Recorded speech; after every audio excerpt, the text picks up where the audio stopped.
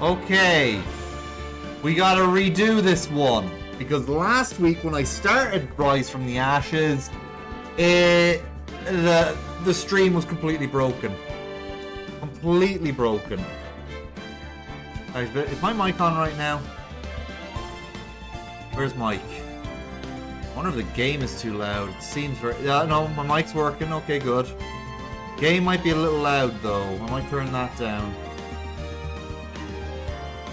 No, not now. Nope, sound mix is what I meant to hit. There we go. Turn that down a bit more. Alrighty then.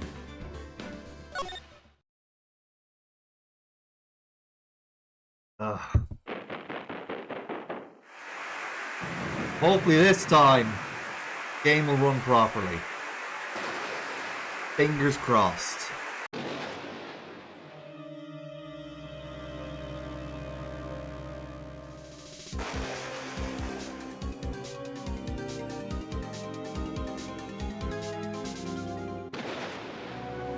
The good news is I should remember what happens.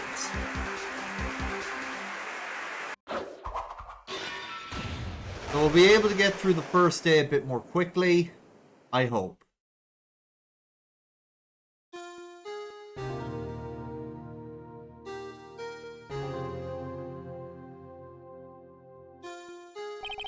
It's been It's been 2 months since May. Oh, hold on now. I gotta. Give me a second.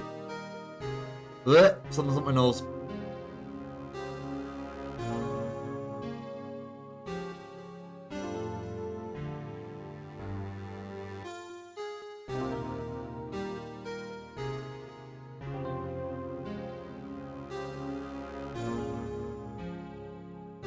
Okay.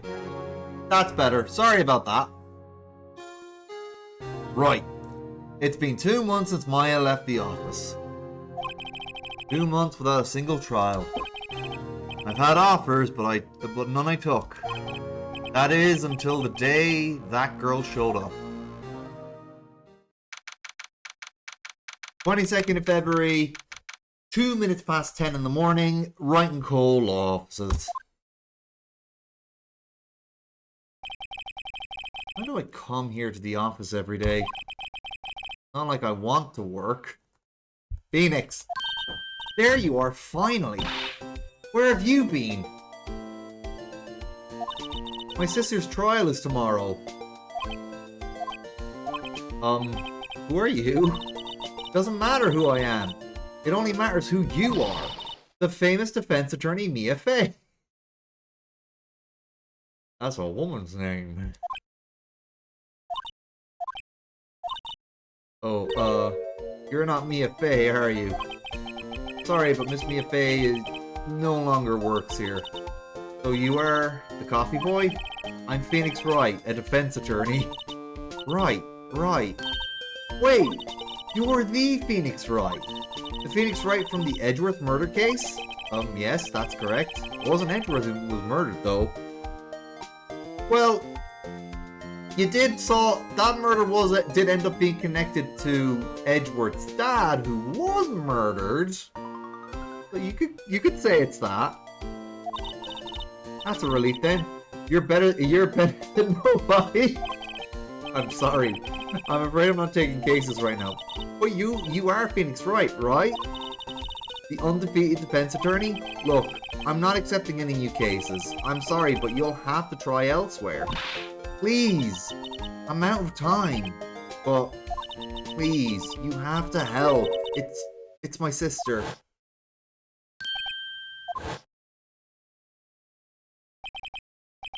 Yeah, could it be?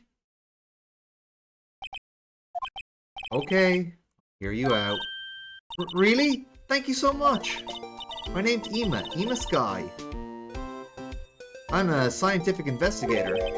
Scientific investigator? Ema, was it? So you're a scientific investigator? Yes, that's right. Is something wrong? No, it's just, you seem kind of jumpy, or maybe just young? Young? I'll be 16 years old this year, so that meaning you're 15 right now, Ema. Yes, you are kind of young. Oh, I see. Wait, only 16? I'm set to be formally assigned to forensics in 3 more years. My work is becoming quite well known at my age, no less. What exactly is your current position then? Well, legally speaking, I guess you could call me an 11th grader. But I'm ready to do my job at my age, no less. Great, another future professional in training. So what's this about a case? He said the trial's tomorrow. My sister didn't do it. She wouldn't stab someone with a knife. She wouldn't. So it's a murder case. I don't care if there's a witness who saw her do it. She didn't do it. I know she didn't do it. It's a scientific fact. Gut feelings are not something you can claim as a scientific fact, Ema. And there's a witness?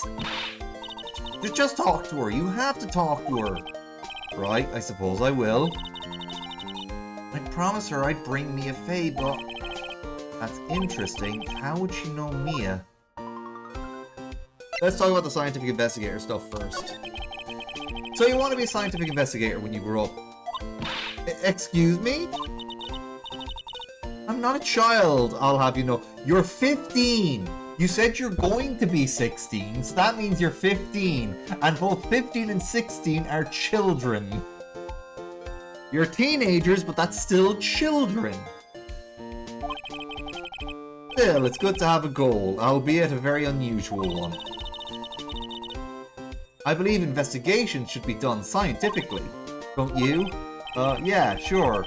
Can't fault her for lack of enthusiasm. If this case is handled scientifically, I'm sure my sister's name will be cleared. Your sister? I've been doing research, you know. I'm developing a new scientific method of case investigation. I'll show you when I'm done. Looking forward to it. Guess I should get down to the detention center to talk to her sister. But before that, relation to Mia. My sister asked for Mia specifically. This Mia Fey person was a few years below her in school. So they went to the same school, huh? She always told me to go to Mia if I ever needed a defense attorney.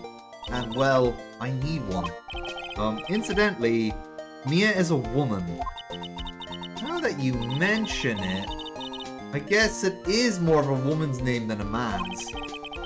Well, it's nice of you to help your sister out like this. You must be close. And Phoenix touched a sore spot right there. You know, I always wondered about that blurry picture in the back. I think it's like is it like a photo that's been like super blurred or something like that? Like, I see there's like a person here, a person here, person here. I don't think that's a person. That might be an object in the foreground. Could be a small person. I don't know. And it's all blurred out. I wonder if it's an actual photo that they made blurry and put into sprite work in the background. It looks like that in the DS games. I don't know if it was like that when it was originally on the GBA. Anyway, enough of my prattling. Well, actually, when she gets like she is now, I kind of hate her. Huh? But she's my only family. Your only family. What about your parents? They died in a car accident when I was little. Oh, I'm sorry. Okay.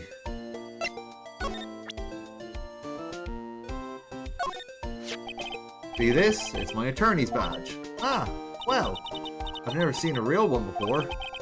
You're the first one who's actually been interested in mine, believe me. Its composition is mostly silver. The gold plating is flaking a bit.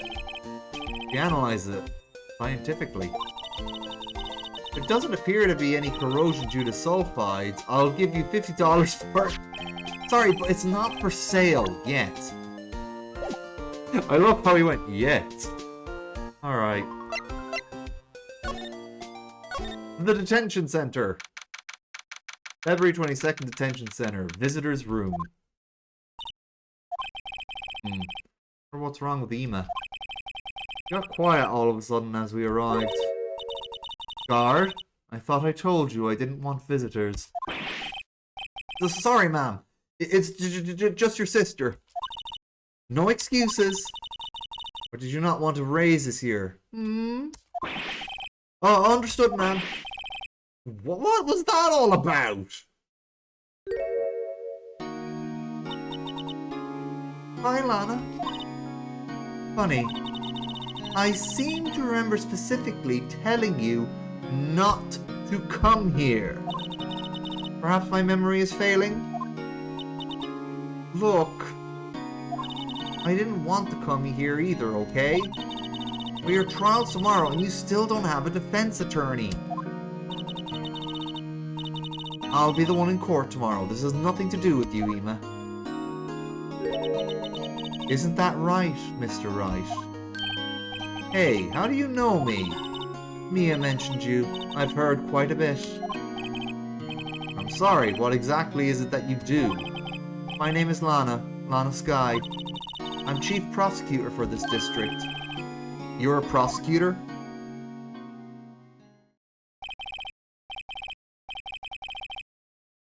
Two sisters, one a lawyer. Could this be a coincidence? Ema, Lana, I mean, they're just like... Something wrong, Mr. Wright?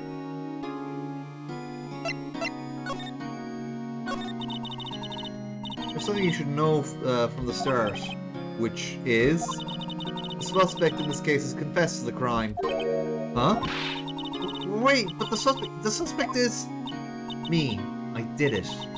Well, Mr. Wright?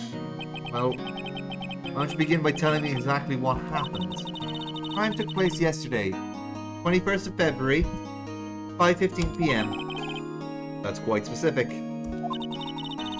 I was in the witness's deposition. The witness clearly saw me committing the crime. That was a bit of bad luck, wasn't it? The crime took place in the underground parking lot, the prosecutor's office. The body was found in the trunk of my subordinate's car. Prosecutor's office, huh? In your subordinate's car's trunk? Classy. I was arrested on the spot, caught red-handed as it were. Well, that's just great. Oh, who was the victim? An investigator with the police department. I suppose the correct term is detective. A detective? Death was due to loss of blood. He was stabbed once in the stomach. By you? Death wasn't immediate, but the wound was fatal. I see. Allow me to repeat myself, Mr. Wright. The victim was a detective. You know what that means, don't you? Uh-oh. What? Mr. Wright, what does it mean? Well, it means the police department will consider it a matter of pride to have me found guilty. They will use any means at their disposal to do so. This case gets worse and worse with everything I learn. So you're the chief prosecutor. That is correct. I'm responsible for overseeing every trial handled by the prosecutors in this district. I make sure the prosecutors have what they need to do the job and manage every aspect. Those are my responsibilities in a nutshell. Awfully large nutshell. Still, I'm a little surprised. I would think you'd recognize the district's chief prosecutor, Mr. Wright. Huh? In fact, it seems impossible you wouldn't. Lana? What happened to your hand? Oh, this? I cut myself by accident when I stabbed him. That is. Huh? I'm very good at being a criminal. I'm not very good at being a criminal, I suppose. How am I supposed to defend this? Time to change the subject. Wait, she was in the class ahead of Mia, wasn't she? You were in school with Mia, correct? A few years above her? Ema told you that too, did she? I can here now. Oh, that needs to be cleaned. Sorry. You can't see on my model, but I wear glasses, so, they need to be cleaned. I just noticed that they're a bit dirty and it's hard to see the screen. I should clean them in the morning, but I don't. Anyway, oh, that's much better. Ema told you that too, did she? Well, why not? I did drag him all the way here from his office. Although it seems he has very little in common with Mia. Hey, pardon me. It was in law school. I was in my 3rd year and she was auditing the class. She was different from the other students. Different? She was strong. She'd do anything to become a defense attorney. Anything. That was probably why she was attracted to me. Excuse me? Intellectually attracted. Lana was top of her class in school. I don't know. That sounded super sapphic to me. I was the best there was. Oh. I'm doing pretty good in school too, by the way. Sounds a bit different when Ema says it. Well, Mr. Wright? Excuse me? As you can plainly see, I'm admitting my guilt. I think it's safe to say there's no way you can take this case. None. But Lana? Why? Why are you doing this to me? You never think of anyone but yourself. I know you didn't do it, Lana. I know. So how can you say you did? If I lose you, I'll be all alone. I hate you, Lana. Mr. Wright? Yes? I believe our discussion here is ended. The rest, I leave to you. You mean you're requesting my services as your defense? Don't lose any sleep over it. Your client confessed. After all, the case is over. Right. I'll do what I can to get to the bottom of this. Lana has confessed to the crime, yes. But something doesn't fit. That look in Ema's eyes. There's something else going on here, and I'm going to find out what. I'm sorry, Mr. Wright.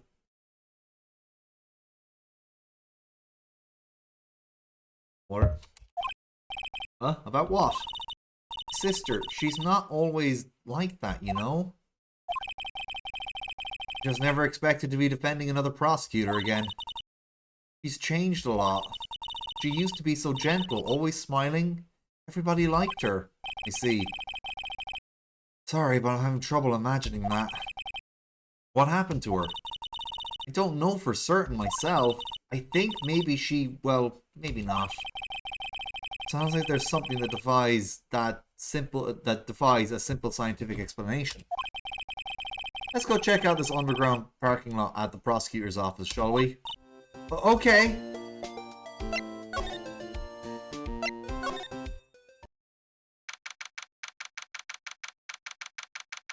Alright. So this is the lot where it all happened. Looks like they're still investigating. Funny that my first visit to the prosecutor's office should be like this. Hey everyone, keep up the good work! What are you doing? What are you thinking? Well, they're going to be my co-workers 3 years from now, after all. No harm in saying hello. There is. You know, attorneys aren't supposed to examine crime scenes. Try not to stand out too much here, see? Hey there! Oh, hey there. Expecting to go unnoticed here, partner. Partner? What do we have here? Looks like a bambina got loose from the ranch and is up to no good.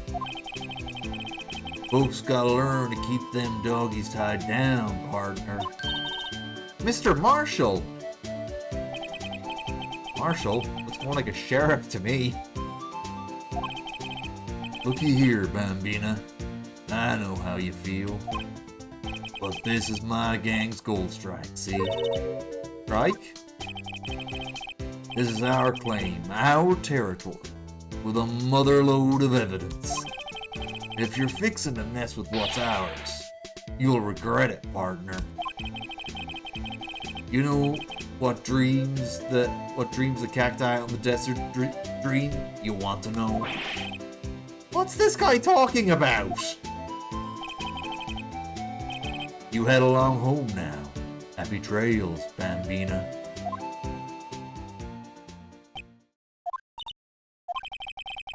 Was that, Ombre a friend of yours? Kind of, sort of, yeah. He's a detective. Who thinks he's a sheriff from the Wild West, it seems.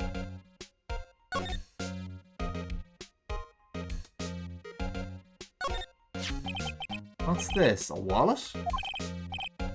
Excuse me, officer. Wait! What are you doing, Mr. Wright? What am I doing? I just found this wallet, so I'm handing it over to the police. I don't believe it. This is real basic. Anything at a crime scene is evidence. Let's be scientific about this, please. Just put it in your pocket. How is that scientific? Sounds like theft to me. I'm called to duty already, and at my tender age. Here, I'll teach you the trick to examining evidence in detail, okay? By the way her eyes are sparkling, I can tell she's been waiting for this.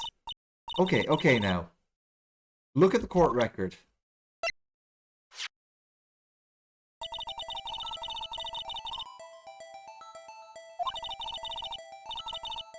Now let's start examining from every angle. I missed a bit there, my bad. Let's see here now. Oh boy. Wait. HN. Why is that the rotation?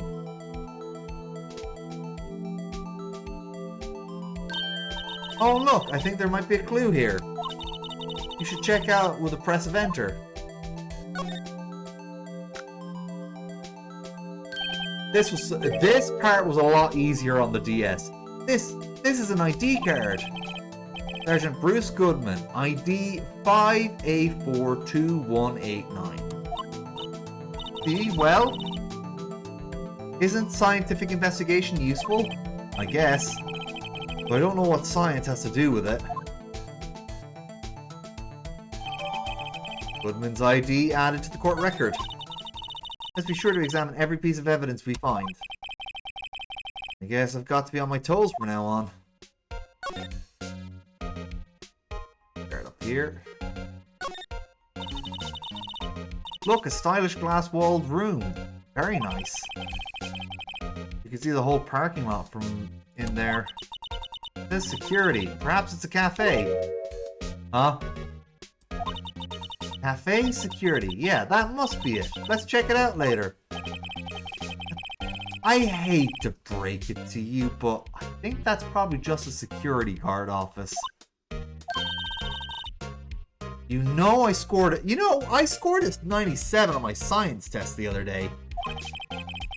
Too bad they don't have a sense. They don't have a test for common sense.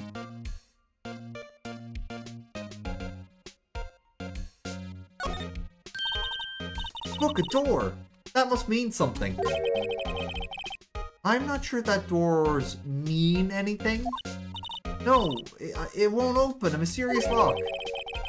I fail to see what's mysterious about that. Mr. Wright, you need to learn to enjoy life more. Let's finish our investigation first, shall we?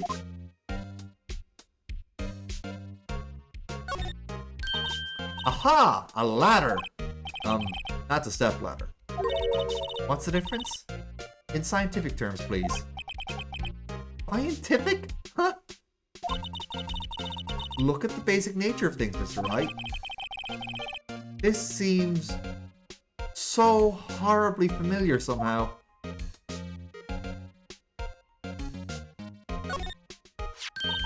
Here, a phone. Let's see if it works. Hey, don't touch stuff we don't need to be touching. I can't hear anything. My ears. No, my ears. Maybe it's due to the barometric pressure. Babbling about. Hey, what did you just say? See, you can hear just fine. The phone's broken.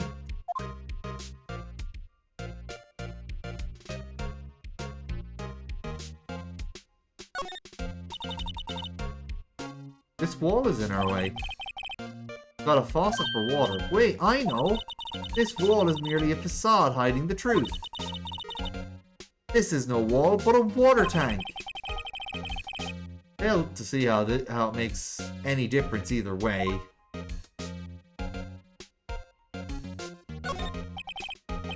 Oil drum. Looks like it's filled with water. It's heavy. Can't even budge it. The drum over here is on its side. Wait, I know. I'll hide in here, do a stakeout. I think you'll probably just get arrested. In fact, you may not even have to hide in the drum to get arrested. What? I'm not suspicious.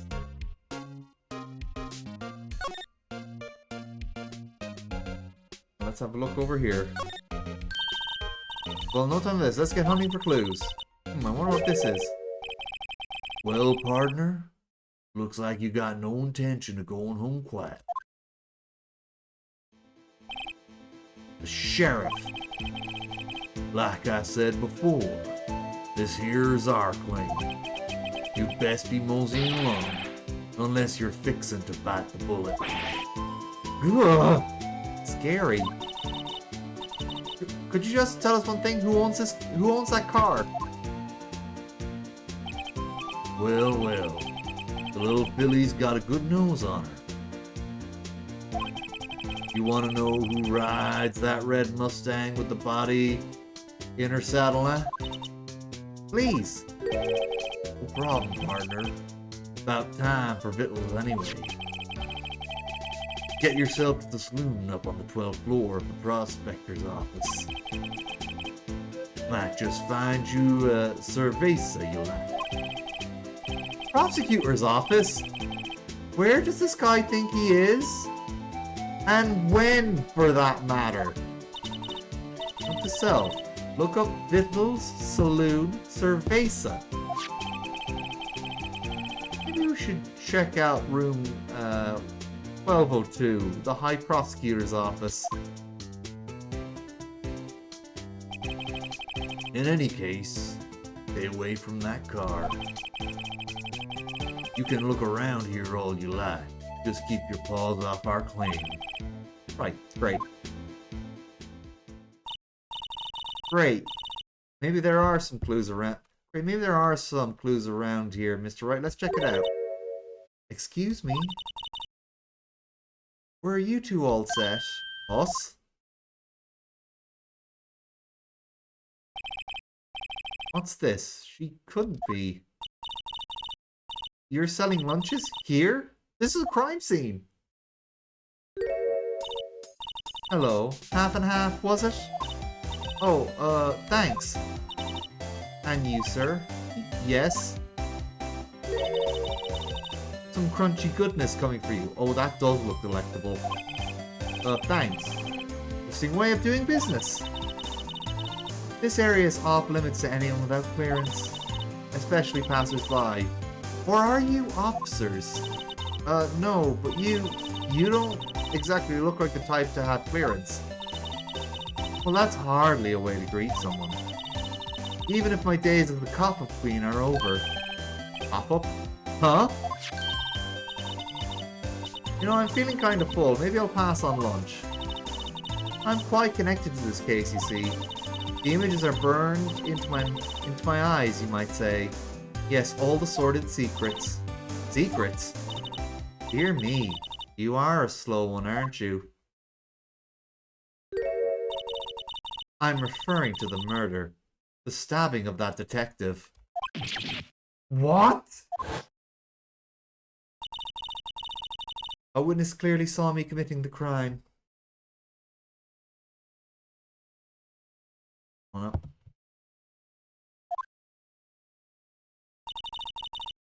You mean you're the witness my sister was talking about? Please, Coffin Queen, tell us what happened. The name is Angel Star. Don't you go forgetting it. Or before you know it, I'll have you whimpering at my heels. Yes, ma'am. Yipes, she means it. Alright, let's see here now. Wait, what? No, that's not what I meant to do. That's what I meant to do.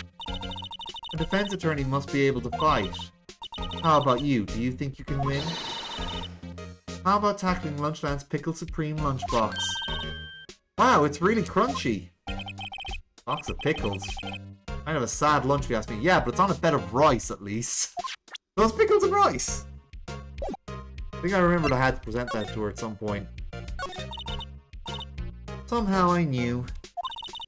Yesterday was a day of destiny. I knew something was going to happen. Just like I know that the daily special on Friday every week is salmon. Destiny. Was yesterday special for some reason? You're a defense attorney, right? You should know then. You should know the foul misdeeds of the evil ones who haunt this den of inequity. The evil ones? Prosecutors. They have no qualms at all about blackening the names of innocents. And yesterday they paid homage to the most evil one of all. They gave an award for King of Prosecutors. What a farce. So she's saying there was some sort of prosecutors convention yesterday. I was almost compelled to lace their lunches with something foul. Oh no, what?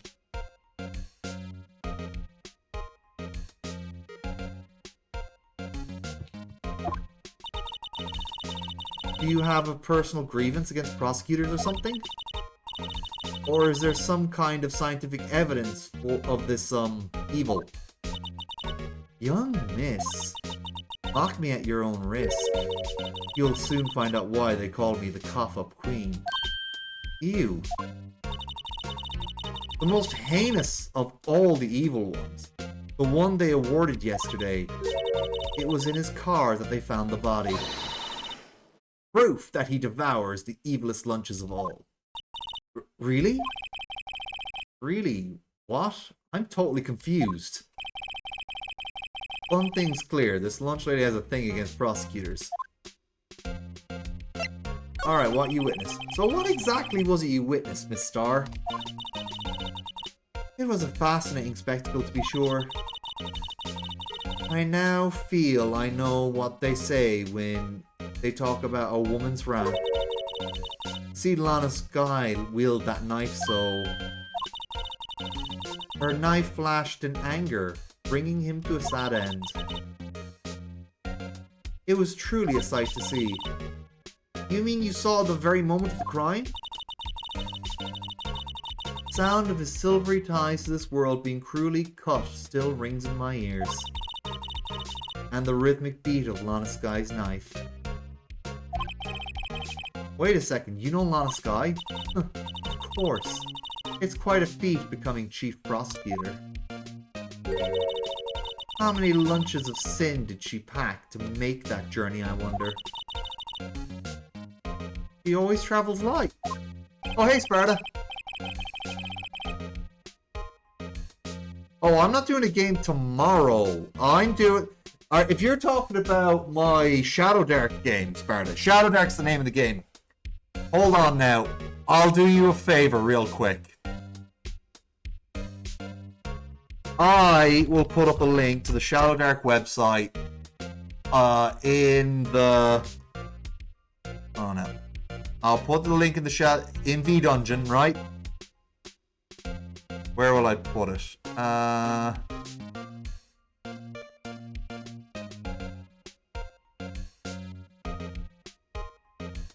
Alright, so I'm gonna tag you. I'm putting it in...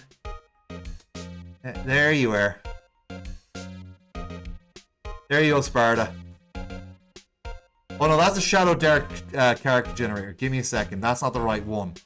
I didn't mean to go to the character generator. I meant to go to... Shadow Dark. And Shadow Dark Lings, Shadow Dark. The Arcane Library, that's the right one. There we go. Oh, okay, I'll give you the character generation site as well. If you, okay. Shadow Dark Lings.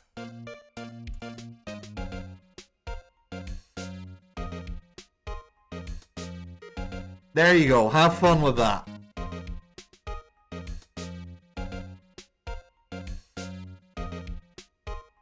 Sorry to drop that there, folks. Sparta was curious. Was curious. All right. Anyway. Yeah. Oh right. Yeah. No. Shadow Dark. Okay. So to explain Shadow Dark, it's very simple. It's a lot easier to make a character in Shadow Dark than it is on D&D. Shadow Dark is like a stripped down version of D&D. You still pick a race, you still pick a class, you pick a background, but the background doesn't affect anything. And it's only 10 levels, whereas D&D does 20 levels. D&D is a lot more crunchy than Shadow Dark is. Shadow Dark is very straightforward. Honestly, the magic system in Shadow Dark, a lot easier to understand than D&D. Right? Instead of spell slots, you roll to see if your spell succeeds. If you're a magic user, that is. And if your spell fails, you can't use that spell for the rest of the day. If you're rolling a spell attack, instead of rolling your magic against the opponent's defense, you just roll to see if you succeed the attack. Straightforward enough. But if you fail, you can't use that attack again. Whereas melee users, they just get to swing their weapons around and they're fine. It's a lot easier to understand. The health, the hit point system is a lot lower. It's straightforward, streamlined. And I have to say, ShadowDarklings.net is the best way to make a character. I won't be running that game until the 27th, which is a Monday. It's a bank holiday Monday in Ireland, which is why I'm running it then. Anyway, I better get back to this game. Thank you for inquiring, Sparta. Alright,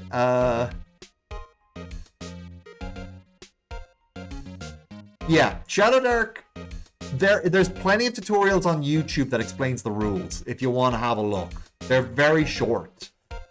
But yeah. Alright, anyway, I better get back to the game. Okay, now why would this pretty lunch lady know the chief prosecutor's name? Alright, Angel. Could we ask you a bit about yourself, Miss Star?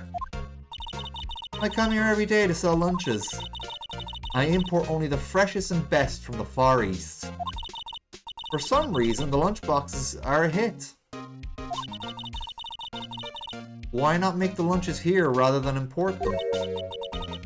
Did you say something? No. Only true connoisseurs can understand. The kind you can only tell someone who has tried General Tso's trilobite lunch set. That's not a trilobite. That is a fish that's been split down the middle. It looks kind of like a trilobite, but that's not a trilobite. Never mind, you win. Don't worry, Sparta. I'm always happy to answer. I'm always happy to answer TTRPG questions, especially for someone who wants to try them. After stream, if you have any more questions, shoot me a message. I'll gladly answer your questions. I don't even want to appreciate a part of a trilobite's flavor. Anyway, I come here every day to sell lunches. My boyfriend works in the security room here at the prosecutor's office. Your boyfriend? No problem, Sparta. See the security room over there? Glass-walled booth? I sell my lunches and, since I'm here anyway, I'll drop in to see him. Since you're here anyway, I guess selling lunches is more important than romance. So to scientifically analyze the data available so far, you, Miss Star, are a lunch vendor with an ulterior motive for coming here.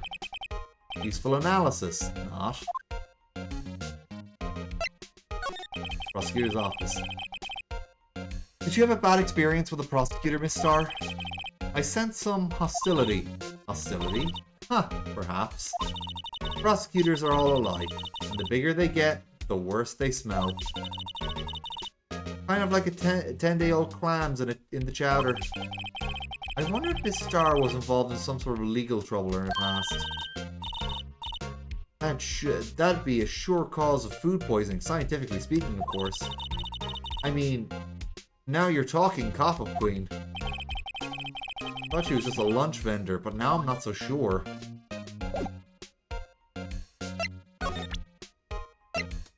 See here now. Not this card.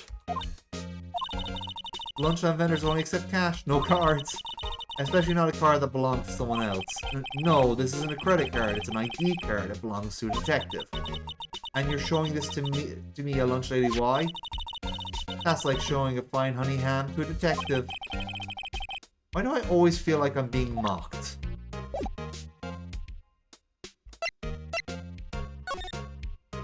Alright, so up to the High Prosecutor's office. February 22nd, oh, so 22nd of February, High Prosecutor's office, room 1202. This is the kind of room that just screams, I can do the job. Quite a change from your office, really. Oh, shots fired! Thanks. Look, there's a trophy or something here. Trophy? What, that shield? Takes real nerve to display stuff like this. Whoever's office this is, they must be a real stuck-up jerk. Phoenix Wright. You never tire of prying into other people's business, do you? That voice. Long time no see, Edgeworth. Huh? Ah! Mr. Edgeworth? You know him from somewhere? Of course! I'm his biggest fan! My sister introduced us once and... Right, her sister is the chief prosecutor after all. Oh, have fun playing Yakuza. I hope you have a great time with it. Well, what brings you here? I'll warn you, I've been known to be a real stuck-up jerk. No, did I? No. It was just Mr. Wright here, Hey, don't blame me. We're just here to investigate a murder case. Murder? A body was found in this nasty bright red sports car in the parking lot. That would be my car. What of it? What? Your car? She keeps sticking her foot in her mouth. I'll say one thing. She certainly can't scream. She's not as good as Detective Gumshoe. Hi, Moody. I jumped a little there. How are you? How's the subathon going, actually? Still going. Nah, it's going well, actually. Okay. Another amazing, very generous 15 subs today, which I'm not. I'm definitely not going to complain. That's great. Well done. We're at a collective 401 now. Holy shit! You're raking them in. Somehow. Yeah. People like the streams. Hello, Ray. How are you? It's been a while actually since I've been in a call with you. It's just because I haven't been here in a while, and this fucking kitty cat here in the bottom right corner stalks me. That is a funny way to describe your partner. Yes. Yeah. My PNG is a kitty cat. Oh, actually, yeah. Oh, so it is. Yeah, that's right. Hold on. You guys are just. I'm just gonna move this up a bit. Hey. Well, no, enough of race booba. Well, also because it looks like you're just getting cut off. But yeah. There you go. Alright. So yeah, actually, this is the second time I've started this this case in Phoenix Wright, because I did it last week, the first day. But it kept crashing. It was all chopped up, and I was like, yeah, you know what? Instead of putting that on my public YouTube, I'm just going to put all those little bits in private, just in case one day there might be something useful I can dig out of that. But for now, I'm going to redo it and hopefully do it all in at least one piece, or if it's broken up, at most 2 or 3 pieces. Because if it gets any more broken up than that, hold on now, I actually better share this with you guys so it can be live for you. Discord, share screen. only if your internet can handle that right now, though, Crit. Otherwise, you might kill OBS again. It's doing pretty well today, so yeah, I had to stop Steam from doing some automatic updates. Like, no, I'm not playing any of these games right now. I do not need those updated. But yeah. Alright, yeah, it seems to be running fine. That's good. Bit, right. Okay. So, we're talking to Edgeworth. Oh no, he's here. Yeah. This is after I saved him from a murder conviction. Ah, so he has to be slightly nice to you. That's gonna be hard for him. Yeah, yeah. Mm. In fact, hold on now. Speaking of him having to try and be nice to Phoenix. Hold on. Hey, a chessboard.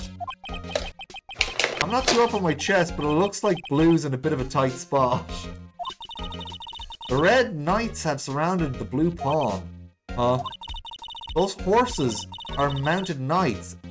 Their swords must have really sharp edges. And check out that poor pawn. His head is kind of spiky. Kind of reminds me of you. Mr. Edgeworth must be an avid chess player. What's wrong, Mr. Wright? Edges. Surrounding a pawn with spiky hair. It's nothing. Definitely not Edward being like, I'm gonna win. I'm gonna win against you. He's literally the edgy anime rival, only he's a prosecutor. He's Shadow the Hedgehog if he was a prosecutor. Yeah. Okay, so the case. Oh. So the body was found in your car. Go ahead, say it right. You think I did it, don't you? After you went through all that trouble to help me last year, no less. Now, he says last year, and technically he's right. But that case happened in December, and this case is happening in February the following year. So, last year is technically true, but it's been less than 8 weeks since they saw each other. You know, Crit, sometimes I think you're the reason why I think that autistic people be great as lawyers for extremely tiny details. Yeah. You're right, you're not wrong. No, we don't think you did it. I mean, it was my sister who stabbed Ema! Ema, we're trying to save your sister.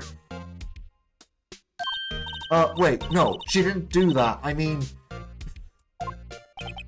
Wait.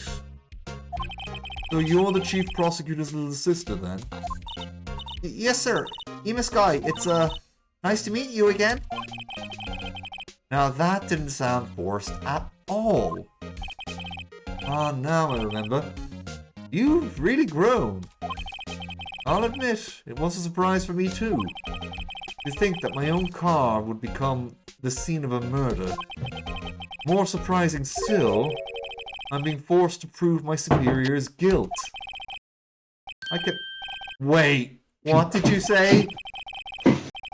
Lana Sky's the chief prosecutor, the top prosecutor in the district. She can't prosecute herself, so I'll be the prosecutor at the trial tomorrow. You? Mr. Edgeworth? Yeah. Oh, actually, there's something really quick I want to point out here. Okay, so this case, speaking of autism, this case here is a bonus case that was originally made for the DS port of the Phoenix Wright games, because in Japan, they were originally on the Game Boy Advance. They had the whole original trilogy on that. But then they re-released them on the DS. Only the first game got a bonus case, which is this one.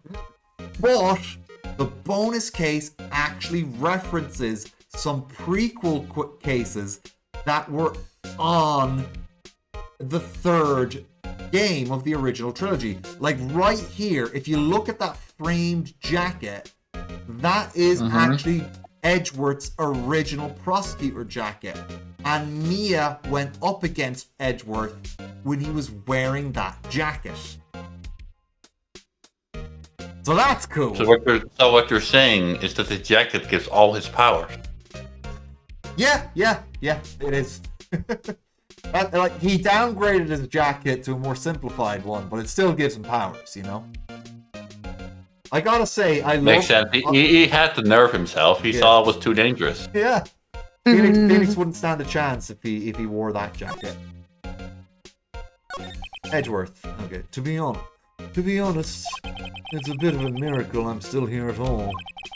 What do you mean? Rumors. You've heard the rumors about me, haven't you?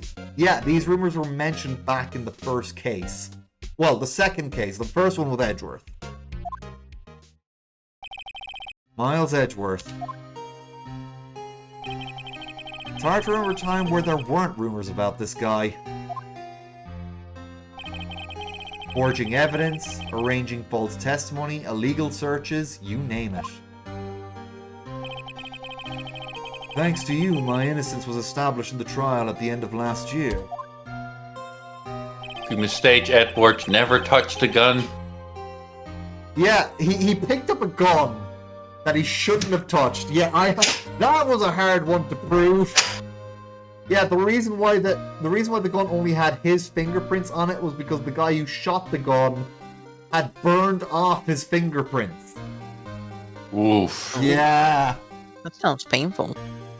I mean, yeah, but it's a way how a lot of hitmen hide their identities in real life. So, True. a lot of crooked people actually burn off their fingerprints. However, there are some who say I'm the one responsible for the current incident. What? That's crazy!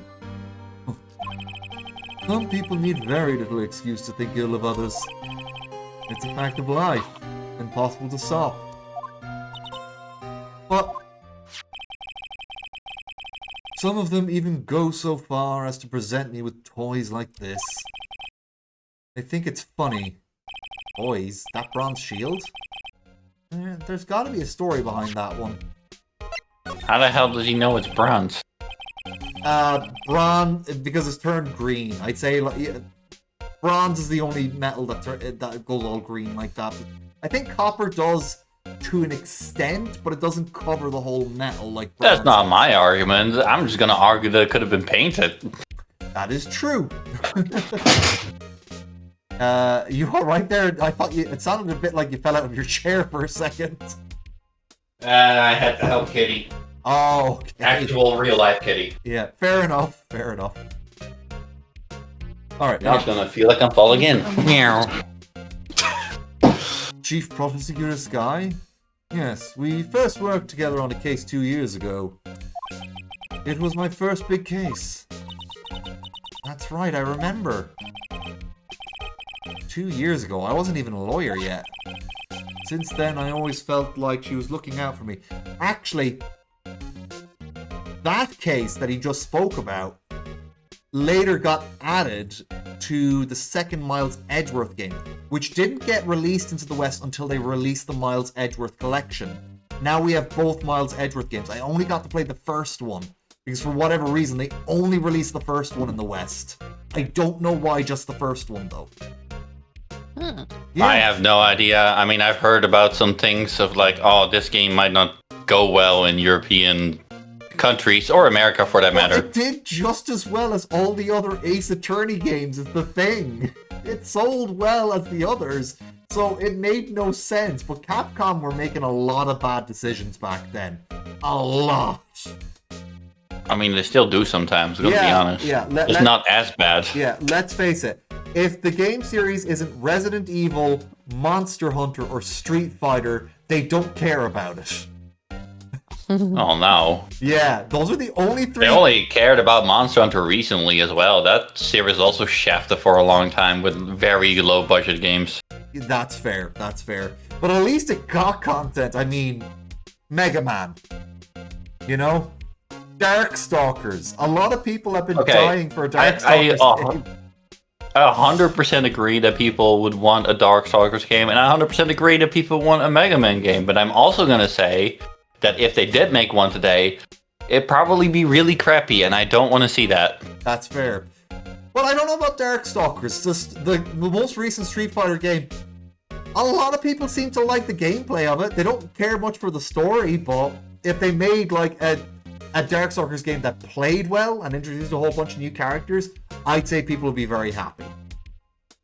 Probably. I mean, that's kind of how God of War worked at first, right? Not anymore. People care about the story these days, but for the original 3 games, people just liked ripping off wings and shit. Yeah, pretty much. Icarus. Okay, anyway. Since then, I've always felt she was looking out for me. I read that already. It appears I was mistaken. Mistaken? Why? I mean, I know she's not the warmest person, but I'm sure she felt some responsibility for you. Then why? Why did she stab someone in the trunk of my car? Not only that, she stabbed him with my knife. What? Mr. Edgeworth, your knife was the murder weapon? What else would it be? What do you think the handle's exactly that shade of red, huh? Yeah, I know, right? It's that burgundy red that he's so famous for wearing. It's everywhere in this room. Yeah. The only shade of red that's different is the pants and spear of the Steel Samurai. Yeah. It's even on the fucking chessboard. Yeah. To be specific, it was the knife I kept in the toolbox in the trunk of my car. Edgeworth's knife, added to the court record. Edgeworth? What? Are you sure you didn't do it? No time for joking, Phoenix. Come on, can't you take... Phoenix, no! Bad Phoenix! You just got him declared innocent of murder. Shut up. You have a strange sense of humor, Mr. Right. You get him, E-Man. Always has been. Alright, now we got to examine the room. Hold on. I gotta do this one. Because, whoa! These are all case files. They're all stacked up to the ceiling. There's even a ladder. Odd. I thought Edgeworth wasn't good with heights. He must have someone to get it for him. Watch carefully. Just because he's scared of height doesn't mean he can't go up a 5-centimeter ladder. Holy. Strange. Why did I just picture Detective Gumshoe? I'm here.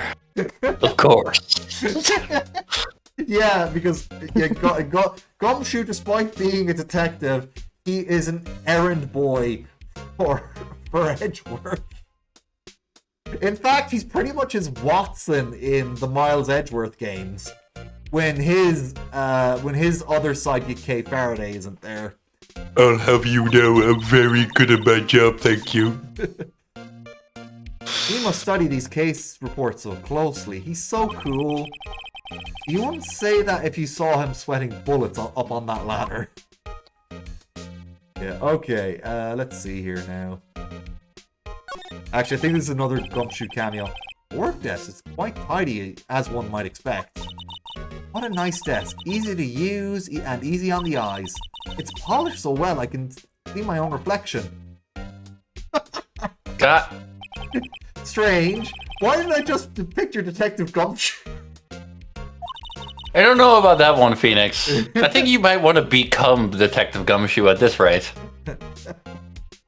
Yeah, you'll see in the later games that Gumshoe pretty much like he goes and gets coffee for the prosecutors all the time.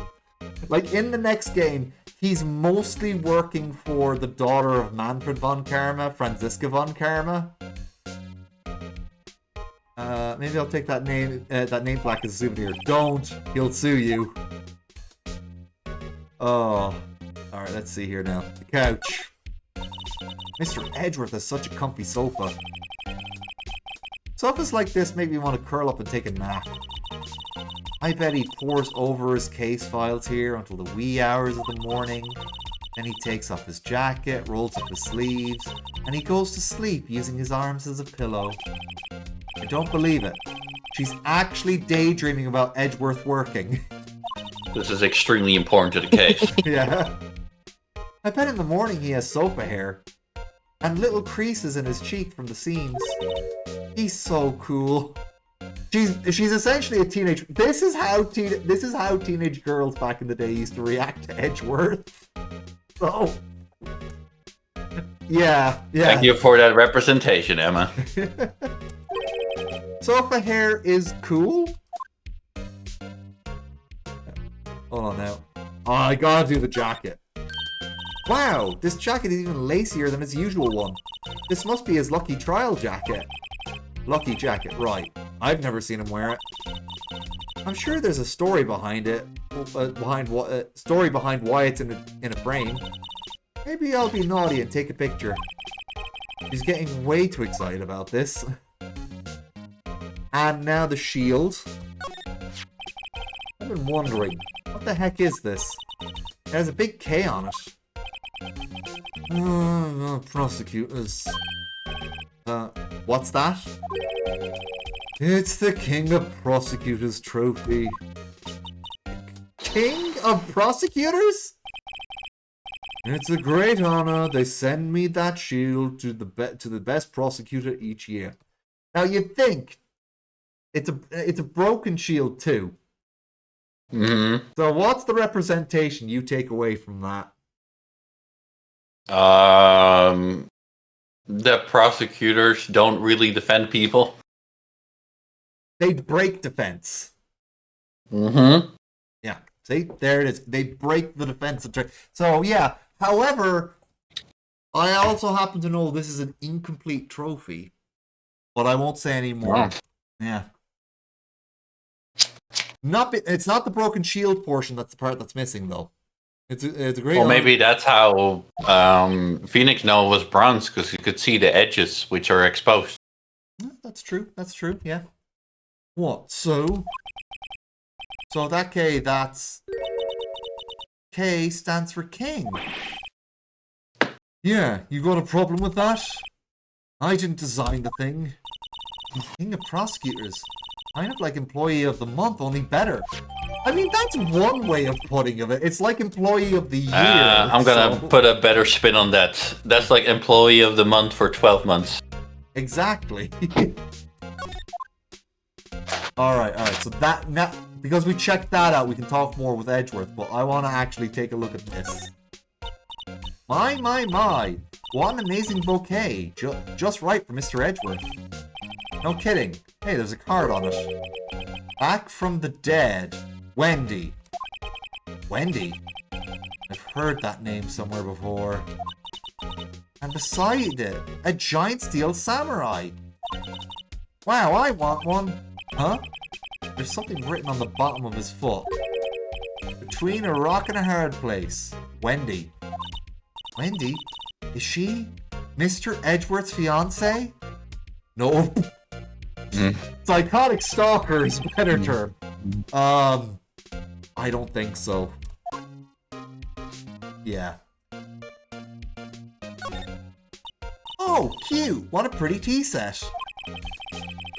I go for more of the instant tea bags myself. Amazing, the drawer below is filled with packets of tea leaves. They're all sorted by place of origin and flavor. Look at this royal blend. What an exquisitely splendid concoction. There's such a thing as taking a hobby too far. Hey, Phoenix. Don't dare knock a man in a special interest, alright? This is Edgeworth's special interest. Don't be stepping on that. Anyway, we got more to talk to Edgeworth about now anyway.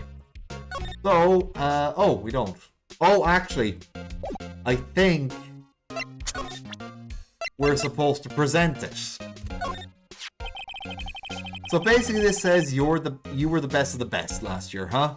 You can take that foolish grin elsewhere, right?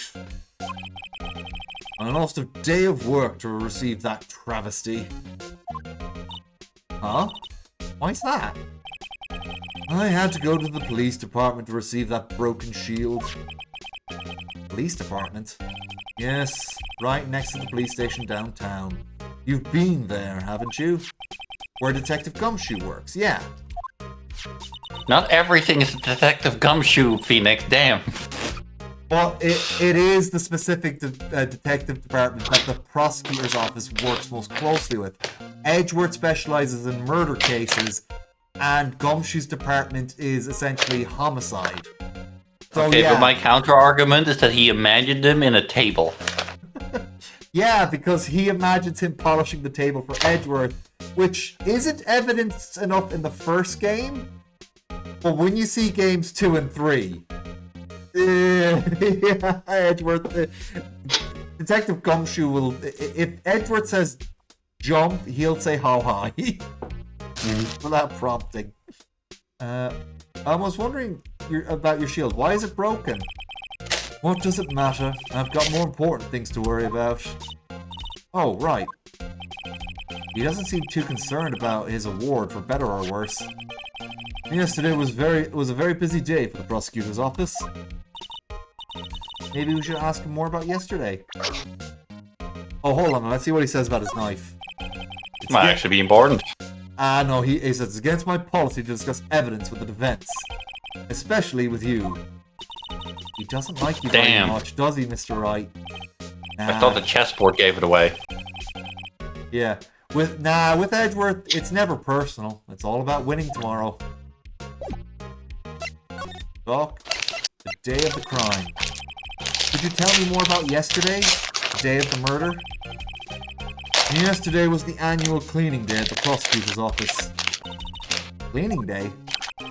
Working with the police department, we sort and file all evidence for solved cases. We call it evidence transferal. Wiping your hands of old cases, in other words. Oh, and another thing.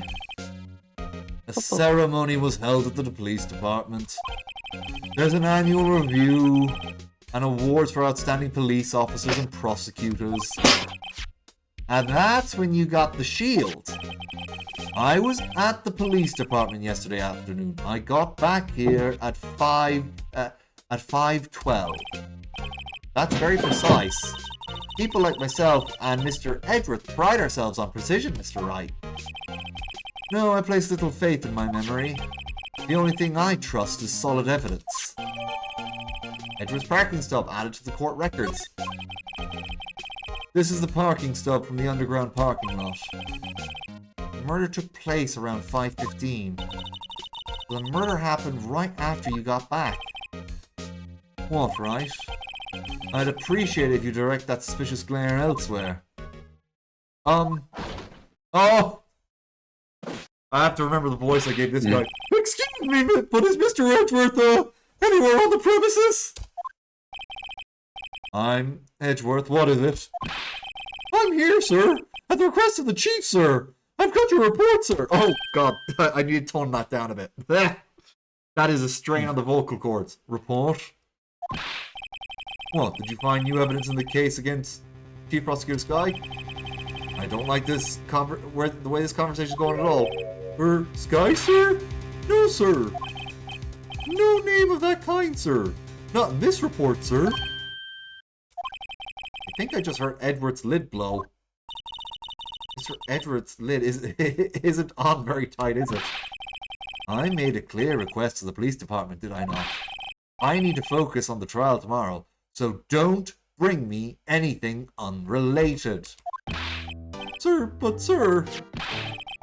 I'm just following orders, sir. They told me to bring this to you. I wasn't aware of the... Give me your name. Yes, sir.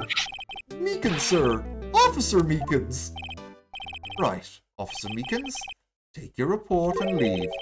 And good luck with that raise next month. But sir, I didn't know. Poor guy. Looks like he was absent on the day they gave out brains and good luck. My man is the Yamcha of this universe. Yeah. He keeps slamming his fist down on his sore hand as well, like a dumbass. Right. Yes, sir. Gah! He's caught me off guard.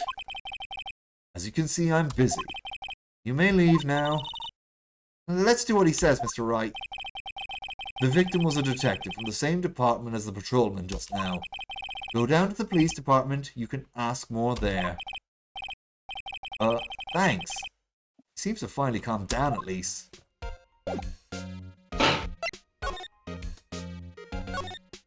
I'm not sure if I can trust Phoenix on who is calm or not. Oh, Considering his humor was making it like, oh, you're a murderer, aren't you? yeah. Not great humor. Here we have an icon of the Phoenix Wright series. The Blue Badger. You can see him right there. Is that Detective Gumshoe on the right? No, but that is another character who is inspired by the look of Columbo. We will see Detective Gumshoe in a minute, though. 22nd February, Police Department entrance. I really have to be careful with doing the Mike Meekins voice. I can actually feel my vocal cords are just a little bit sore. Oh no. Yeah. Yeah, probably shouldn't do that too much because you have way more to read. Yeah, and he's going to be a witness at some point during this case. So I'll be cross-examining him. I might have to change his voice to another dorky voice. Woo, we're finally here. Why would they put the police department so far away from the prosecutor's office? Yeah, especially since this is the homicide department. And Edgeworth is, well, I suppose they have all the different police departments and all that. And there'll be different prosecutors for vice crimes and whatnot. Anyway, why would they put the police department so far away from the prosecutor's office? Beats me. That almost took 30 minutes by taxi, and traffic wasn't even that bad. The police department, huh? I've only ever been to criminal affairs next door. Hold on, what's that? The Blue Badger. Yeah, it's the Blue Badger. Disturbing. Why does it undulate like that? He's just doing a happy little dance. Well, he is a little worn down. I see the handprint on his face. Actually, he's cheaply made. This is a new prop. Holy crap, kindergarten must have been expensive. Yeah. I mean, look, you can even see that, like, there's some water damage to the left eye. I suppose that's his there right really eye. is. Yeah. There's also some dirt on his hands or something. Yeah, I can see that. The bandage around one of the clown things, whatever it is. Mm-hmm. I would pay 29 cents for this at best. Yeah. Oh, wait, I know. This is the Blue Badger. They're trying to make him the police mascot. Wow, Mr. Wright, you sure know a lot about the police. I wonder why. Still, he does seem familiar somehow. Forget about the Blue Badger. Who's that next to him? Someone appears to be dancing with the Blue Badger. Uh-oh, he noticed me. He sure is running over here fast. Go on, Mooney. Oh, okay, hold up. Hey, pal. What are you doing here? That's my line, Detective Gumshoe. Specifically, why were you dancing over there? What? Well... Well, at least he doesn't seem to be busy. This is our chance to get information. Hey, I'll have you know I'm a very busy man, pal. I can read your mind. I have a feeling that Phoenix has a terrible... Like, you know how people mutter things out? Phoenix is just really bad at it, and he says it louder than he thinks he's saying. Look, he might be a good attorney, Yeah. but he's a crap assassin. Yeah. Alright. So let's talk to Detective Gumshoe. Oh no. I'll give you one word of advice, pal. You better not agree to defend the suspect in this case. Why not? Huh? Well, it's just that the chief prosecutor has confessed to the crime. She says she summoned the detective to the prosecutor's office and she killed him. What if she's not telling the truth? Yes, well, no. Come on, pal. There's plenty of evidence against her. But what if the evidence was faked? Hey, pal, can I speak to you for a second? Huh? Me? Why is this little girl so peeved at me? She's a relative of the suspect. She's Lana Sky's sister. Whoa, the chief prosecutor's little sister? Just please investigate this case carefully, okay? Scientifically? Yes, sir. Oh, by the way, you might want to keep your voices down. You don't. Oh, I gotta wait. You don't want to be overheard using the words like fake. Huh? It's a sensitive issue with us these days. Uh-huh. The investigation. So what are you doing here, Detective Gumshoe? Me? Oh, well, nothing, really. They kicked me out of criminal affairs. Detective Detec- Gumshoe! What did you do this time? What do you mean, this time? Yeah. Then what happens? I know things are busy right now. I mean, with my sister's case and all. It's true. We've never had a chief prosecutor murder anyone before. Not that we can prove, anyway. Only the highest ranked people are being let into criminal affairs now. The lowest ranking guy in there is our chief of detectives. Alright, so not even Gumshoe's allowed in. So yeah, not even people on Gumshoe's level are allowed in there. They're not letting any of us rank and file detectives in at all. None of you? I know this is an important trial, but isn't that a little odd? So, anyway, I thought I spent the day getting the Badger dance down pat. Isn't there anything else you could be doing? The chief of police himself is directing this investigation, pal. And Officer Marshall was assigned to the underground parking lot. He's pretty handsome. Yeah. Yeah, but he's also very delusional. He's a very delusional man, partner. I would have you know that delusional and handsome are not mutually exclusive. That is true. That is true. In fact, a lot of people who are pretty end up getting very delusional. Officer Marshall. Now that I think about it, Ema did seem to know that Marshall guy. A patrolman in charge of a crime scene. It's unheard of, pal. Alright, I think we gotta present him with stuff now. First things first, I think...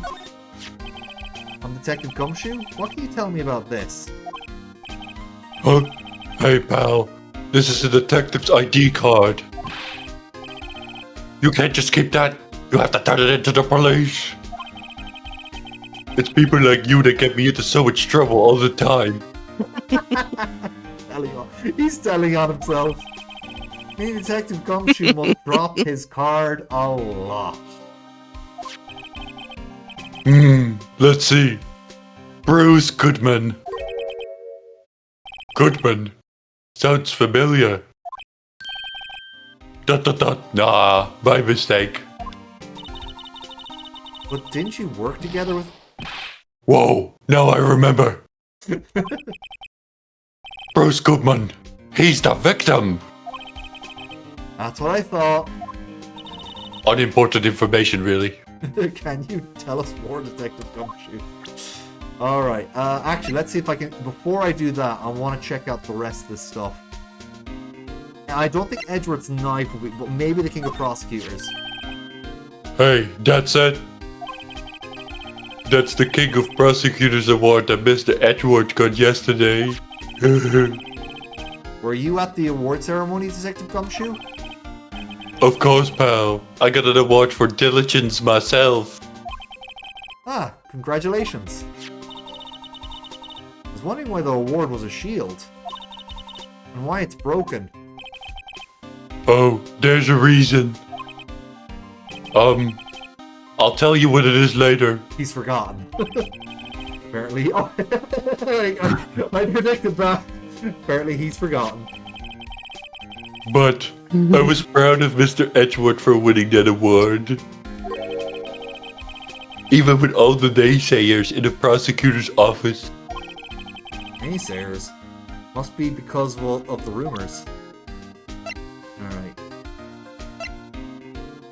I don't think there's I want to see the knife. Alright. Found in Mr. Edward's car. Stabbed with Mr. Edward's knife. Huh. What would drive Chief Prosecutor Sky to do such a thing? Wait, I mean, sure. Of course someone else really did it. Someone who must have, stonks. Someone who must have a grudge against Mr. Edgeworth. Car and the knife do seem a little too well organized to be a coincidence. Poor Mr. Edgeworth. What could have happened? We have to find out a little bit more about what's going on with Edgeworth. Alright. Now. Aha! We got more of this. Bruce Goodman first. So this ID card belongs to the victim. He was a detective, like myself. Detective Bruce Goodman. Don't you think it's strange? I mean, why would the victim's ID card be lying on the ground where we found it? Yeah, because this is the half of the garage where we found the garage where we found that. But it's way on the other side of the room. So past these barrels where Edgeworth's car is parked, that's where his body was found. So why would it be there?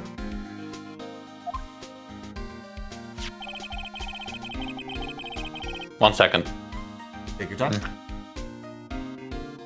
Well, Detective Goodman should have been at the police department yesterday. There was an evidence transfer for a case he handled 2 years ago. Evidence transfer? Oh, Mr. Edgeworth mentioned that too. But Detective Goodman was killed at the prosecutor's office. Well, that's the thing. It's hard to say this, but word is that Chief Prosecutor Sky called him out there, to the parking lot. And Ron is confessing as much. Alright, Edgeworth's troubles. He's at a tough spot, again. Again? Yep. That was the Edgeworth case. That we saw that scene a lot. Well, it all started with the murder of the defense attorney, Hammond. Yeah. But Mr. Edgeworth was found innocent. Listen, pal, there have always been rumors about Mr. Edgeworth. Forging evidence, making deals with witnesses. Nothing outright, but there were always whispered rumors. Ever since he was accused of murder, no one's whispering. They're practically shouting. But there's no evidence against him. Well, Mr. Edgeworth has always had unusually strong ties to the department higher-ups. It's only natural that people would be suspicious since he fucked them over all the time. Yeah. I had no idea he was under the gun. Anyway, this latest case has started a new rumor. People say the only reason he took this case It's because he's aiming for the chief prosecutor position himself. What? But I know the truth, pal. Nobody wants to be the one who has to prosecute the chief prosecutor. Mr. Edwards is biting the bullet on this one. He's doing this for all of us. Alright. I think that's it. For now. I wonder if this... Yeah. Technically, we've gotten everything done here. Fuck it, attorney badge. Detective, here's my attorney's badge. You show this to me every time we meet, pal. Real men show their police badge. Enough said. I wish I had a badge. Even an ID card would be nice. Wait. Oh. Speaking of ID cards, I found the detective ID card. Didn't I already show them that? It said in the text at the bottom, I found detective card. That's not English. Yeah. Hold on now. I guess we got to examine the area around us real quick. Hold on, you were curious about this guy here. Yes. Look at that patrolman is saluting the other guy. He must be a detective. And then I said, hey, you do that, your soup will get cold, buddy. That's hilarious, sir. I laughed so hard I cried. I guess he wasn't saluting, he was wiping tears from his eyes. They make a good pair. Let's see here now. Banner here is announcing the crime-fighting campaign. Nice slogan. I wonder if they'll be selling fingerprint sets. I hope not. I don't think it's that kind of campaign. What family wouldn't want a set at home? It's good for finding out who snuck into the cookie jar. I think most families can figure that out without the extra help. True enough. It was Detective Gumshoe. I got them all. The usual wanted posters are hanging up on the bulletin board here. Do you know this face? If you do, dial 911. You know, Mr. Wright, I always thought it was kind of funny. I never seen anyone who looked like the people in these posters. They hardly even look human. He has a point. Alright, the Blue Badger. I was wondering about that. There you go. Fuck. Coming through something coming back in. Yeah, sorry. He always just pops in like, bam, I'm here. Yeah. Ah. What? The Dancing Blue Badger? It's my masterpiece. So if you're wondering who made it, Mooney... It was I, Detective Gumshoe. Artiste. You made this, Detective Gumshoe. The chief threw together some designs and I just did my thing, pal. Actually, wait, when he leans to the left there, you can just see right under his neck there's a smudge stain from the friction of the head moving against the body. Yeah. Nice work. It's battery powered, so it can go anywhere. There's no switch, so it just dances until the battery dies. Poor Blue Badger, fated to dance until he drops. Okay, I think we've actually reached the end here. And that's all I know about that. I'm not officially on the case, you know. Thank you. Why aren't you handling the case, Detective Gumshoe? We met the guy who is, what was his name? The guy in the parking lot? Deputy Officer Marshall. He was appointed directly by the Chief of Police. Officer Marshall. Is he some sort of Wild West sheriff or something? No, Jake Marshall's just a regular officer. From West LA. Yeah. So, to give you an idea, to give anyone who's watching an idea, West LA is the most uncowboy place in all of America. Yep. Yeah, like you're talking about Texas, Utah, Oklahoma. Those would be the big places where you'd find cowboys. Not West LA. Especially Texas. Yeah, especially Texas. For a moment there, I wasn't sure. Look, pal, let me try to make things a little easier for you. Show them this and they'll let you examine the crime scene. Maybe. Letter of introduction received from Detective Gumshoe. Always allows bearer to investigate the crime scene. I'll be surprised if this gets us anywhere. Just act like you're supposed to be there, and nobody will look at you twice, pal. Fake it till you make it. It's how I do it every time. Yeah. That's why his cases always go so wrong. Alright, well, we're heading back to the parking lot then. 22nd of February. February prosecutor's office. 22nd, prosecutor's office, underground parking lot. Looks like the investigation is still going. I have to be getting back to the shop. Sorry, looks like I'll be stuck in this pit till the sun sleeps. I'll see you in my dreams tonight then, baby. Angel Star. Oh, still here? Ah, hello. Why the surprised looks? Didn't I mention? I've got a boyfriend in criminal affairs, too. She's polyromantic. What happened to the security guard? She's polyromantic, Phoenix.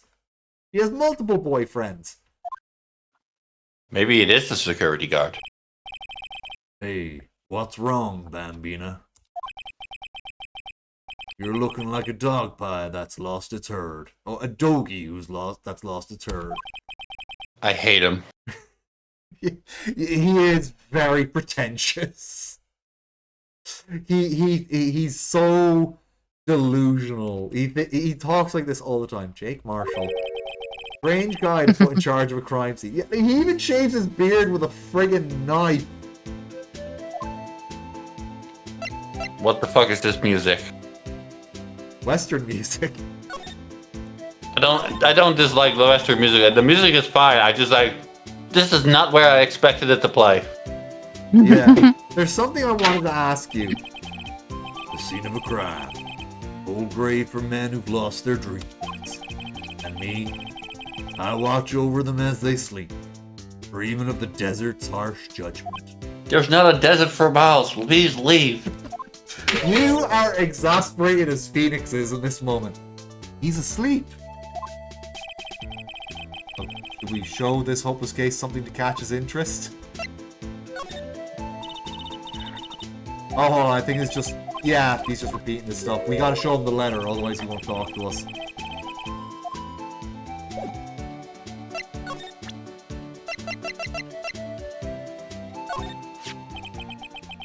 Would you mind reading this for me?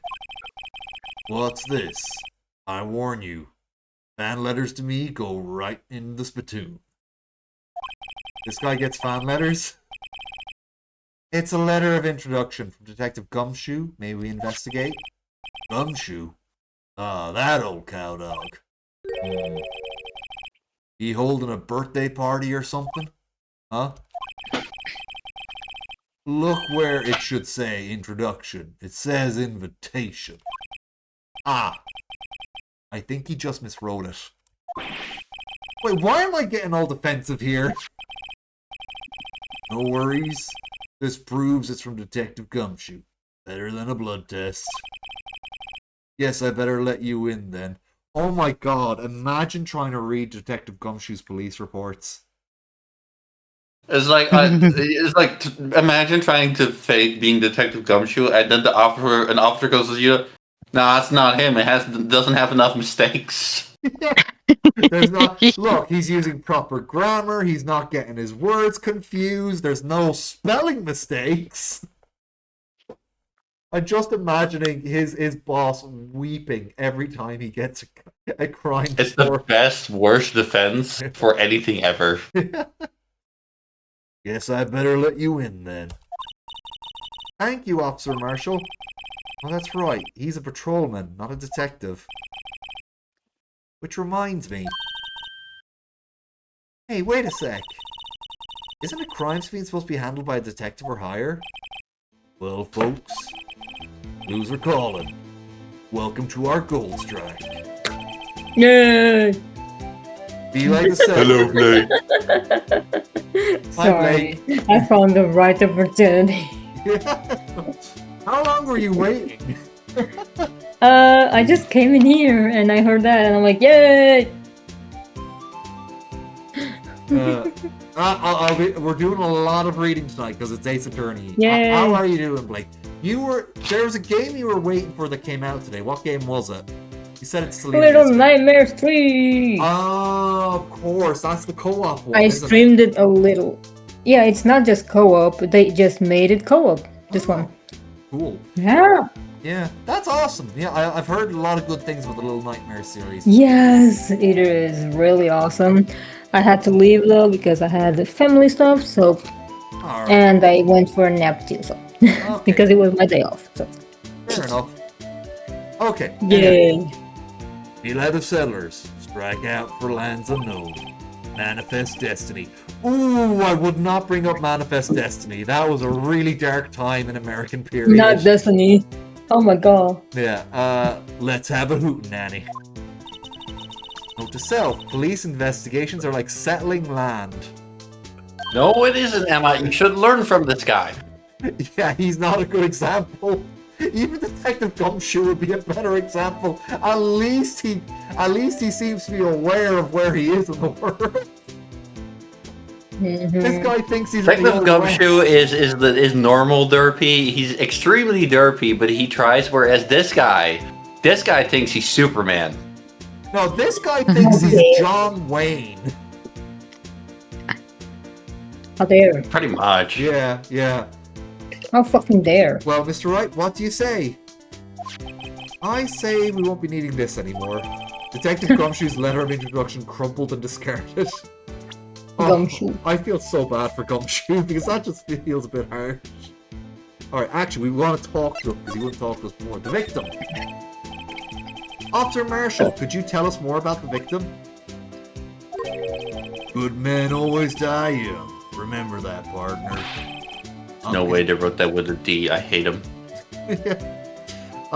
Could you be a little more specific?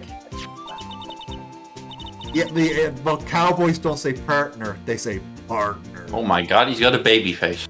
Yeah, I mean, his name is Detective Bruce Goodman. He's clearly a cinnamon roll, or at least he was. Bruce Goodman, He's was a just detective, bald cinnamon roll now. Yeah. Well, aren't you a feisty doggy there now? Detective Goodman was stabbed at 5:15. Smiling Madonna told me the tale. I think he means the witness, Miss Angel Starr. One stab to the chest. Fine piece of work. This here's the autopsy report. Goodman's autopsy report added to the court record. Was my sister involved with the victim in any way? Funny you should mention that, Bambina. Chief Prosecutor Skye and Detective Goodman had nothing in common at all. Nothing in common? They apparently worked together on a case a few years back. But there's no motive. Goodman wasn't a particularly gifted detective. Unlike you, I'm sure. Yeah. That's one reason why he didn't do much work with the chief prosecutor. But my sister... Is every police officer in the Phoenix Wright universe just comically inept? Well, I mean, how else would Phoenix get all these weird wacko cases? Yeah, yeah.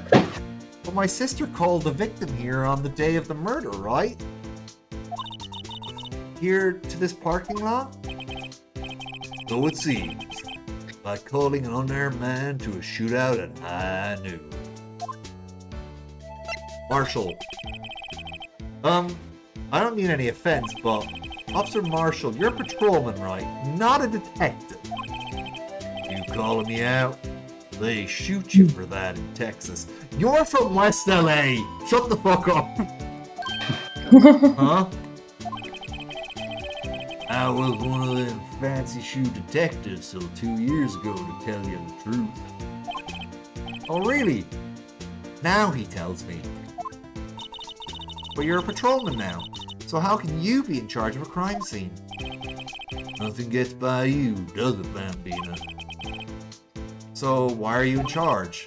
No reason? We're just short on hands right now. I'm keeping an eye out in the meantime. That's odd, though. That's why. Yeah. Detective Gumshoe was saying nothing to do. Nothing. It was rigged. He had nothing to do. Nothing important, at least. It's rigged. He's nothing but a sad old cowdog that can't find his tail. At least he knows where he is and what year it is. This is not the This is not the 1800s. And it's also not Texas. Yeah. And you didn't come from there. Yeah. Maybe it's because he runs with that Edgeworth, eh? Edgeworth? That cowdog's been kicked out of this cattle run by order of the chief of police. Just he don't realize it yet. Detective Gumshoe kicked out of the investigation? Alright. What the hell kind of danger could he pose? Writing his name down wrong? He is known for making mistakes. I think we got to examine this area a bit first before we do anything else. We don't have anything else to ask him anyway. Alright, so... This is important. This looks like a cell phone. Scientific analysis would suggest this belonged to the victim. I can't think of anyone else it could belong to. Could have been the murderer! What's so scientific about that? We should check it out. Check it out. Right, let's check it out. So, yeah, fun fact. This extra case, because the first Phoenix Wright game, its port was a launch title for the DS. Therefore, it got things like this. So this here was actually made for the touch screen. But, That makes sense. Yeah. They couldn't have done this on the Game Boy. Yeah. This Well, phone's Advance. still on. Yeah, not on the Game Boy Advance. On the Nintendo DS, definitely. This phone's still on the redial screen. Redial. Mr. Wright? Most phones keep a record of all the calls you've made and received. You just press the blue button to display the last number you called. Convenient, isn't it? I'm surprised you didn't know about it. Sorry to disappoint you, but even I know about things like redial. Huh? Oh, I'm sorry. It's just you never know with people from your generation. Phoenix Wright is 24. Time goes crazy these days. Do you know that, like, from a study in America, people who are 16 see people who are 21 as old? Yeah. Goddamn Americans. Oh, but yeah, I think that's just this generation in general. It's just you never know. Yeah, I don't think it's just America. Yeah. Whatever. Let's check out this phone. Is that towards the game or is that towards me, Emma? Who knows? Alright, so... Press the blue button. Now let's see who the owner of this phone called last. Note to self, a defense attorney doesn't think first. He just pushes the button. That's a Steel Samurai theme. Good thing. Yeah. Hey, that song, I know that. Hey, what's going on over there? Sorry. I see you, partner. You pressed redial on that there phone, didn't you? Well, yeah. Whose phone is this anyway? It's on the ground over there. Whose is it? That belongs to the Chief Prosecutor Sky. What? It's my sister's? She apparently dropped it when she was taken into custody, right after the crime. Look, the last call was made right when the murder occurred. Looks like she was fixing to call someone. Except she only spoke for a few seconds, according to this. Who did she call? No idea. Sorry, partner. Except, we heard the phone that she was ringing. Suspicious. Yeah, but I'm sure that didn't exist in 1800 Texas, so he doesn't know that. Yeah. He still believes in telegrams and all that. That's old. Yeah. Now I got a question for you, partner. I heard a phone ring just now. One of those newfangled ringtunes. Not ringtones, ringtunes. Ringtone. My man is built like Looney Tunes. Yeah. Oh, I'm sorry. That was my phone. What? What? Your phone? Yeah, kinda strange, but someone called me right as we picked up the other phone. A wrong number. I hope you're not lying. They shoot you for that in Texas, partner. Yeah, well, it's Texas. They got itchy trigger fingers. They shoot you for anything in Texas if it's a bad day, man. Yeah. Mm-hmm. And it's just as bad in Florida. Yeah. American needs We don't gun talk about control. Florida, love. Oh, God. Even the people who I know who live in Florida don't want to talk about it. Which reminds me, never ask Mari about Florida. She has to live there. Fair enough. Yeah. Uh-oh, I've incited the wrath of the Lone Star Patrolman. Alright, cell phone added to the court record. Alright. Let's see here now. A block. This must be reserved for the prosecutors. The defense attorneys are regulated to B block. I dream of the day when I'll be able to park my car here. I'll go over to B block, buy my hamburgers from you, Mr. Wright. I'm not planning on giving up my job that soon. Yeah. Well, as you know, Phoenix, you are like 24, which to Emma is apparently ancient. Yeah. B block is through there. That's where visitors park. I can see the Lunchland car over there, far in the distance. Hey, you're right. I like the cute design on the door. I can see a cartoon cow munching on a juicy steak. A cow munching on a juicy steak. Mm-hmm. What the fuck? Yeah. I mean, look, cowboyism is allowed, Yeah, doesn't that according strike to this. Doesn't that strike you as a little creepy? I don't think the game actually thinks that. Never mind then. Just don't think too deeply on it and you'll be fine. Uh-huh. Yeah, okay. This rope, is it? Yep. They laid it in the outline of the victim's body. So wait, the victim must have died when the killer closed the trunk on him. I mean, that doesn't have to be true. We have the autopsy report. We have an eyewitness to say there was a stabbing. Yes, but Emma believes that everything could be fake. It could be a conspiracy theory. No, Moody. She thinks everything has to do with being scientific. Nothing she said so far is scientific. I know. You have to remember, she is the stand-in for Maya, who has gone off to do training until the next game. Oh my lord. Yeah.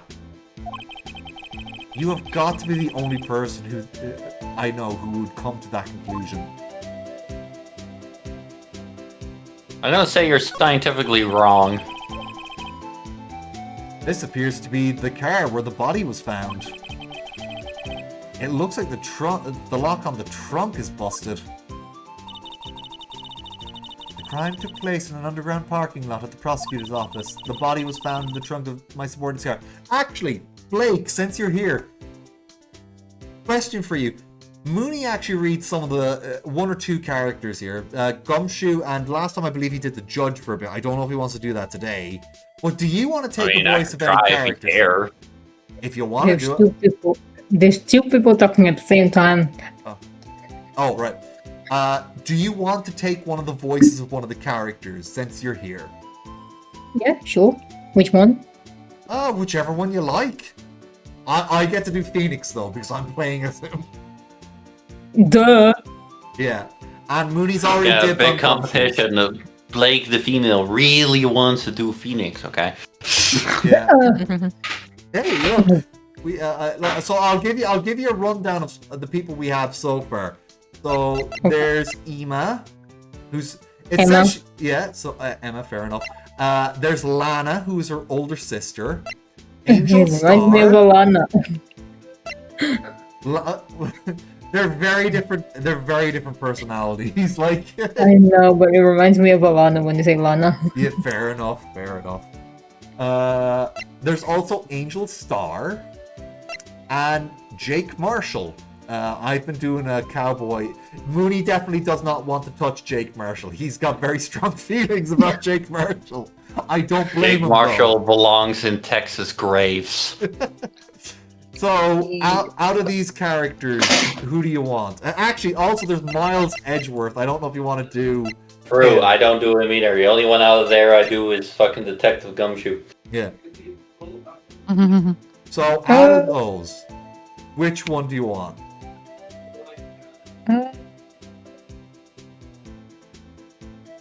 Be sure to think about it very well. Are you sure you want me to voice any of these? Because I suck at reading sometimes. I mess up my So words. does Chris. I want. Call Yeah. out. Look, he's not Yeah, wrong. click that instead of the saying lines a prospect. lot.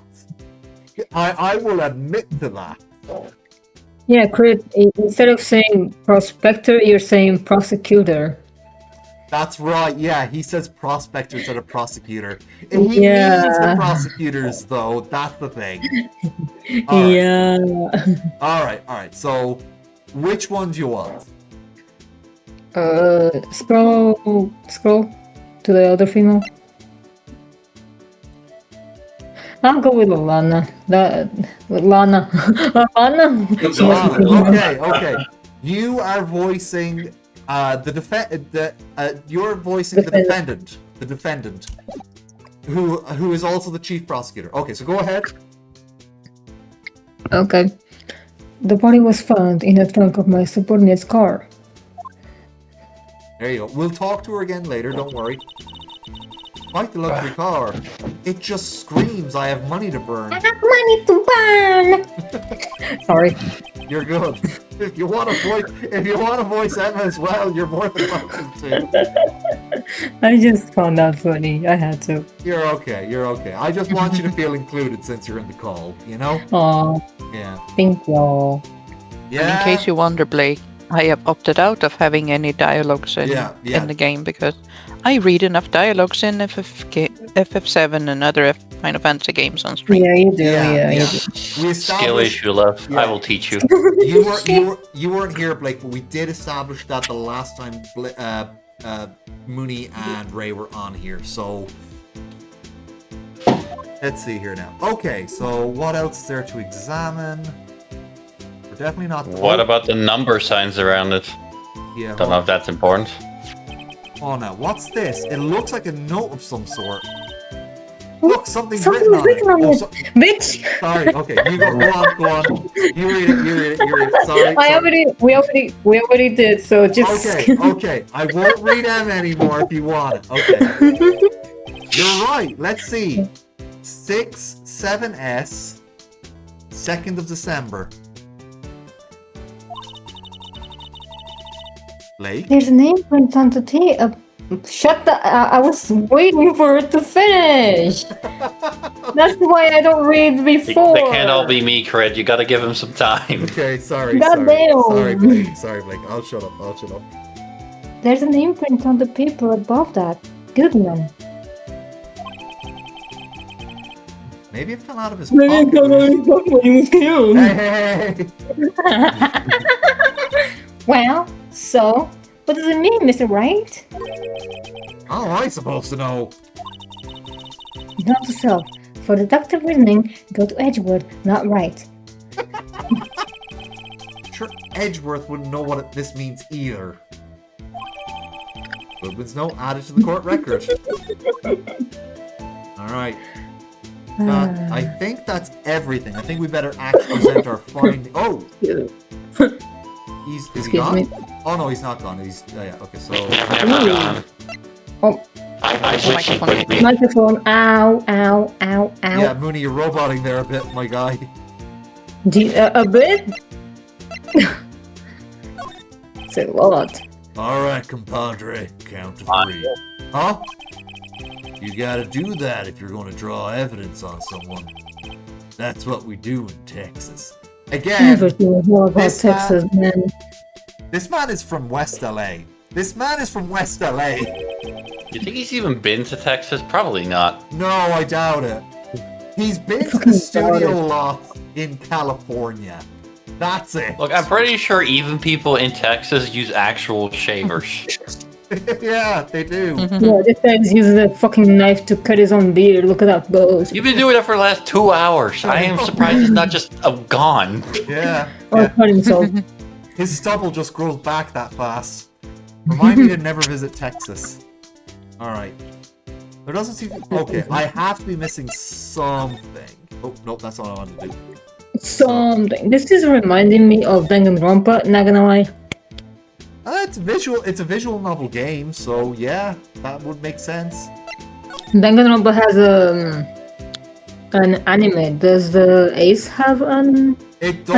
Anime? Yeah, it did. The first game got adapted into an anime. I don't Oh, know if any of nice. the other games did, though. Yeah, Danganronpa 1 and 2 is anime. What about the little red button? I Will checked. light up on Yeah, that? I think No, it doesn't. I think that's actually a lift for the cars here, which isn't a thing in American, garages, but it is in Japanese garages. So like, because Well, here's his suggestion, Craig. You've been checking out the right for really long. What if there's something small on the left still? well, I did check that area out earlier, but oh, actually, I didn't check this out. Apparently, I knew it. oh. This is where the cars leave the lot. The arrow on the ground makes it look more like an entrance. What are you talking about? It's plainly an exit! Well, maybe it's both, kind of a dual purpose. Haha, the theory of relativity. Relativity. I've got to write this down. Ah, hey, Mr. Wright. Maybe, was Mr. Relativity German or was he British? Mr. Relativity? Are you sure that was his name? I don't even know. I think was it Einstein who came up with the theory of relativity? I think it was. I can go check. Hold on. Actually, I wonder now, can I talk to Jake Marshall? Oh yeah, Lana Sky. There we go. That's Yes, Oh it was my God. Einstein. thought so, thank you. And I believe Einstein was German, or was he Austrian? Well, hold on. I know he spoke German. His last words were in German, but the nurse who was looking after him couldn't speak German. He was born in Ulm in Württemberg, Germany.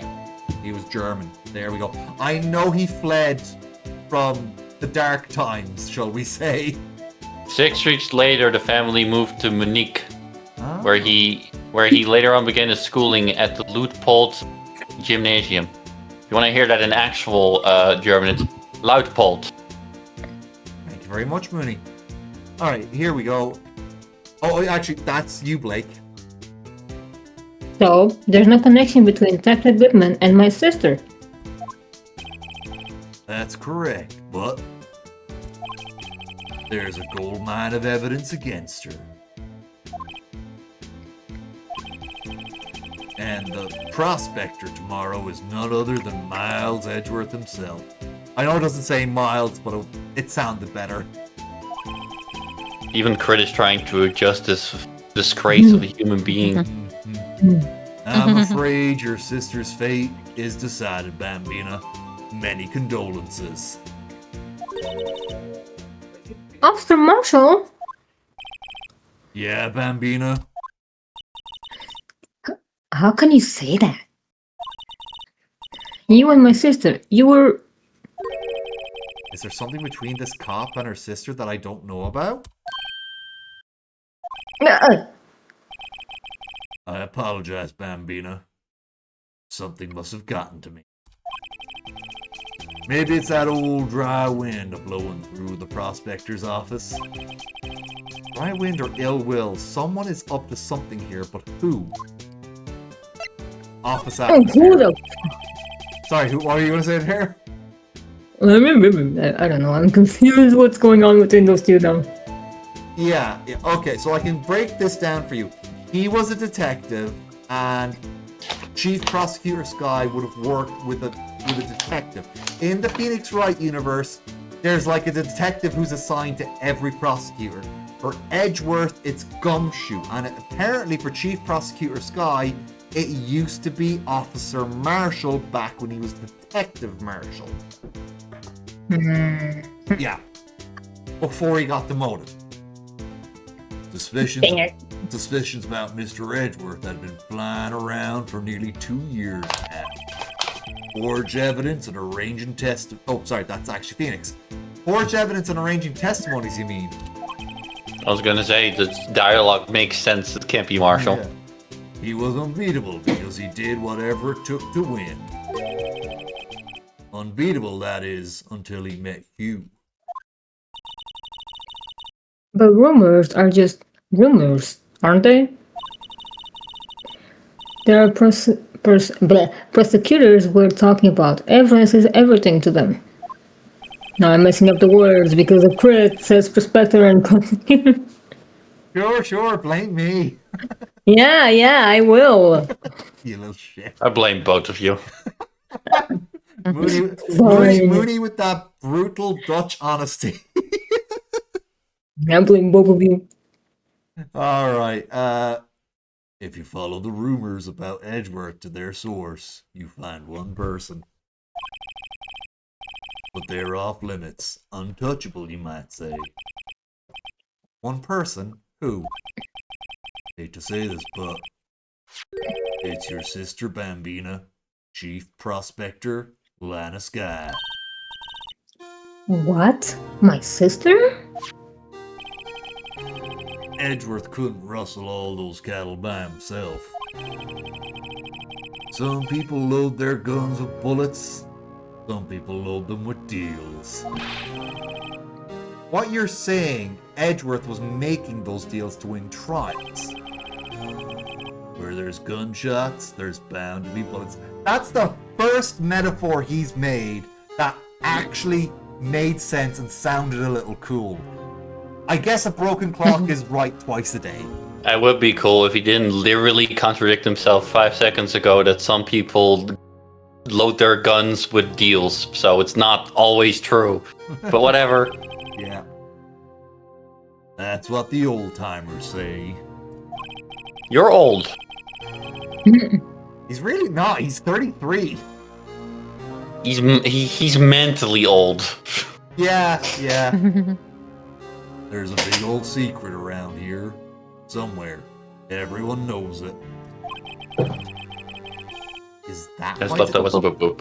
Is that why Detective Gumshoe was taking off the case? Okay, yeah, I can understand why Detective Gumshoe would be taking off the case.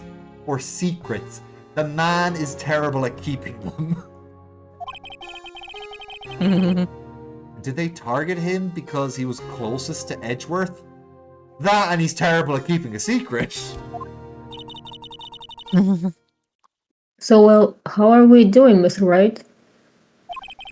I guess we've got some clues. We have an autopsy report, a note from the victim, and a cell phone. So, you think we'll be okay?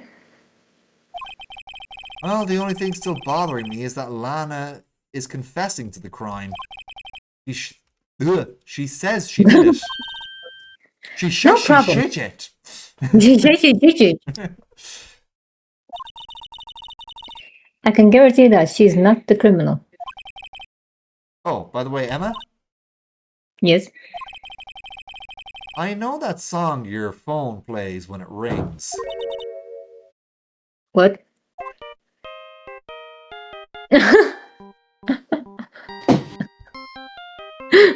Both Phoenix and Maya have that ringtone as well. It's the Steel Samurai theme song, isn't it? That popular TV show. Oh, sorry. That popular TV show for kids. That phone rang earlier wasn't mine. It was yours. At 5:18, just after the murder took place. Your sister called you, didn't she, Emma? I'm sorry. Can you tell me what you talked about? She hung up right away. I see. Cell phone updated in the court record. Emma's a liar. Oh, it does seem like she's in trouble. She's embarrassed. She's hiding something. Yeah. A detective is murdered, and the suspect is the top prosecutor in the district. I've got a bad feeling about this. That is my favorite line from Star Wars. Yeah.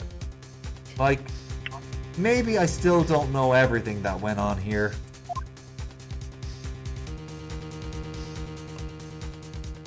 Alright. To be continued. I'm saying...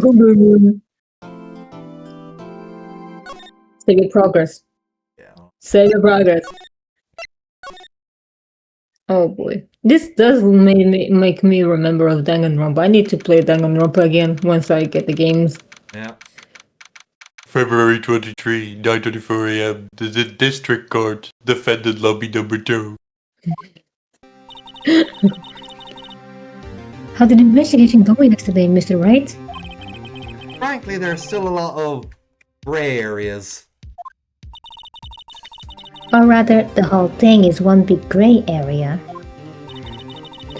Don't worry about me, no matter what the outcome. Very good voice shift there. 10 out of 10. I try. No, seriously, I can tell you're lowering your voice for Emma and deepening. You're raising your voice for Emma, making it lighter and softer, and you're lowering your voice for Alana. That is very good. Because age difference. Yeah, exactly. I'm ready to accept my fate. I believe in you, sis. Mr. Wright, let me offer you a word of advice. Yes. A defense attorney should never believe their client. That is the opposite of what Mia used to say to Phoenix. The defendant is called to trial because they are suspected of wrongdoing. Never forget that. Miss Sky, you remind me a lot of Mia, but there is one decisive difference between you and her. And that is? You're not a defense attorney. I believe it's almost time for the trial. Good luck, Mr. Wright. Alright. I tried my best. You did great. Pat yourself on the back.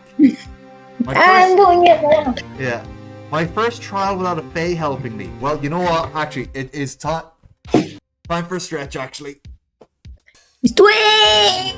That actually felt good, dude. Oh, there we go. Okay, stretched. Hydrate. Actually, that's a good point. I've been doing a lot of voice acting. Give me 2 seconds. I gotta refill my water. You need to slurp some water. Slurp some water. Okay, hold on. I'm gonna turn off my 2D bottle for a second so I can go get water. Yeah, slurp some water. You need it for those voice lines. I gotta do the judge soon, which is nothing like my Detective Gum joke. Excuse me. Water! Water and water, water, water and water and water, water, water and water and water, water, water and water, water. I think Crit can hear us. That's all fine by me. It's all fine by me too. Water, I could water, water, actually water. hear you chanting water, water, water, water. Water, from my water, water, headphones. water, You were water. so loud. Water, water, water, water, water. We regret nothing. Anyway,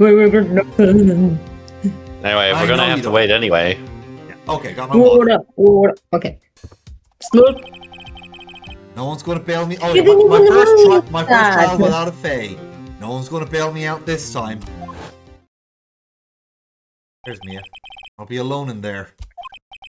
So I have to discover the truth all by myself. All by myself. Don't wanna be. If I fail this, I'm going on the show. Let's do it, Mr. Wright. I'll be with you the whole way. Please leave. Get the fuck out. February 23, 10 a.m. District Court. Courtroom number 9. Hello, dog boy. Hello, Oh. dog boy. Hold on.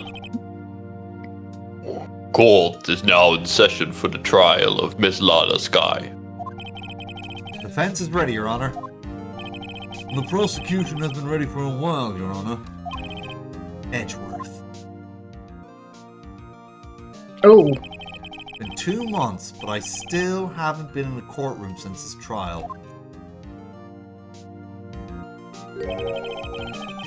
I hope personal feelings will not be part of the proceedings today, Mr. Wright. I will choose the path I think is right, regardless of what those around me might say. The judgment to be made here is in our hands, not those of anyone else. Very well, Mr. Edgeworth. Your opening statement, please. Chief Prosecutor Lana Sky has committed an unpardonable crime. Not only this, but she was rash enough to commit it in the prosecutor's office lot. wow. He's much more thoughtful in person. Almost forgot. I suddenly feel like confessing to everything. However, she will now pay for her rashness with her life. There was a witness to her crime. A professional witness. Well then, call your first witness, Mr. Edgeworth. The prosecution calls its first witness, Miss Angel Star, to the stand. Cough up, Queen. Yeah. It's not as gross as it sounds. Haven't I seen you somewhere? You ordered the caviar lunch, right? Oh, caviar. I've never eaten caviar before. The judge is really wolfing it down. And for you, I have the a Fiesta Bowl. Thanks? Will the witness state her name and profession? Ah, and you, sir? Did you order the fingerprint lunchbox? That is just rice with a couple of, like, linseeds With on seeds top. on it. Yeah. Just as boring as Edward himself. It's too early for lunch. Your name and profession, please. Well, Your Honor, how does it taste? So, this is why everyone raves about caviar. It's so tasty it hurts. I always thought caviar would taste like pickled tapioca. What the heck does pickled tapioca taste like? Name, profession. Maybe like tapioca now. pearls and pickle juice. Maybe. Me? The name is Angel Star. Don't go forgetting it. I find myself running Lunchland these days. Is that what you wanted me to say, Mr. Edgeworth? Very well, witness. Please describe the incident to us. The prosecution will wait. I'm not finished eating. Hurry it up! Very well, Mr. Edgeworth. As you know, we usually call on the police to provide a description of the crime. Your Honor, as Mr. Edgeworth has said to the court, I am a professional. What exactly does that mean? Until 2 years ago, Miss Angel Star was a special investigator with the police. She was a first-rate homicide detective. Now, 2 years ago, Jake Marshall was also a detective. He got demoted, though. She was fired.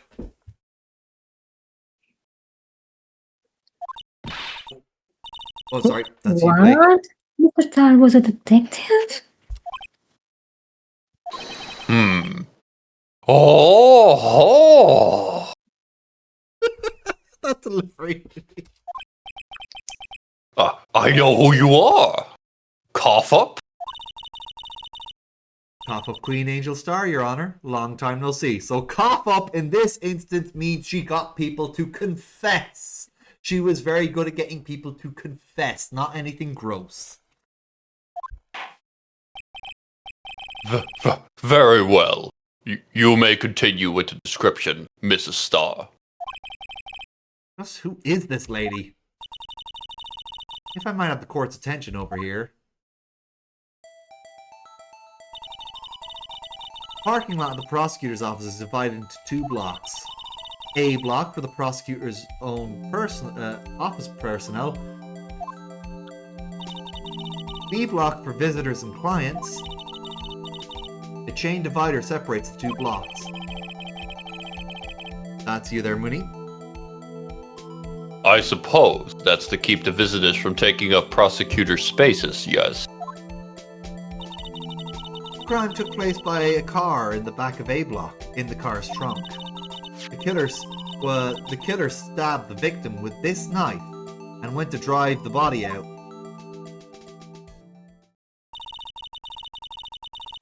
Unfortunately for her, there was a witness, and an arrest was made on the spot. And who was this valiant witness? Why, it was me, Your Honor. Parking lot floor plans added to the court record. Witness, did you see the very moment of the crime? Of course, Your Honor. Immediately after, I apprehended the chief prosecutor. It seems rather cut and dry, doesn't it? Well, Mr. Wright. I can't agree on principle, Your Honor. It seems that poor losers are unwilling to accept the truth, Your Honor. Shall I proceed to crush what little hope they have remaining? If you can, then give them your worst, Mrs. Starr. Wait, are they talking about me? You're a little bitch, Mr. Wright. That's pretty much what he's saying, yeah. Somehow, I always knew a day like this would come. I was on my way to deliver a lunchbox to my boyfriend.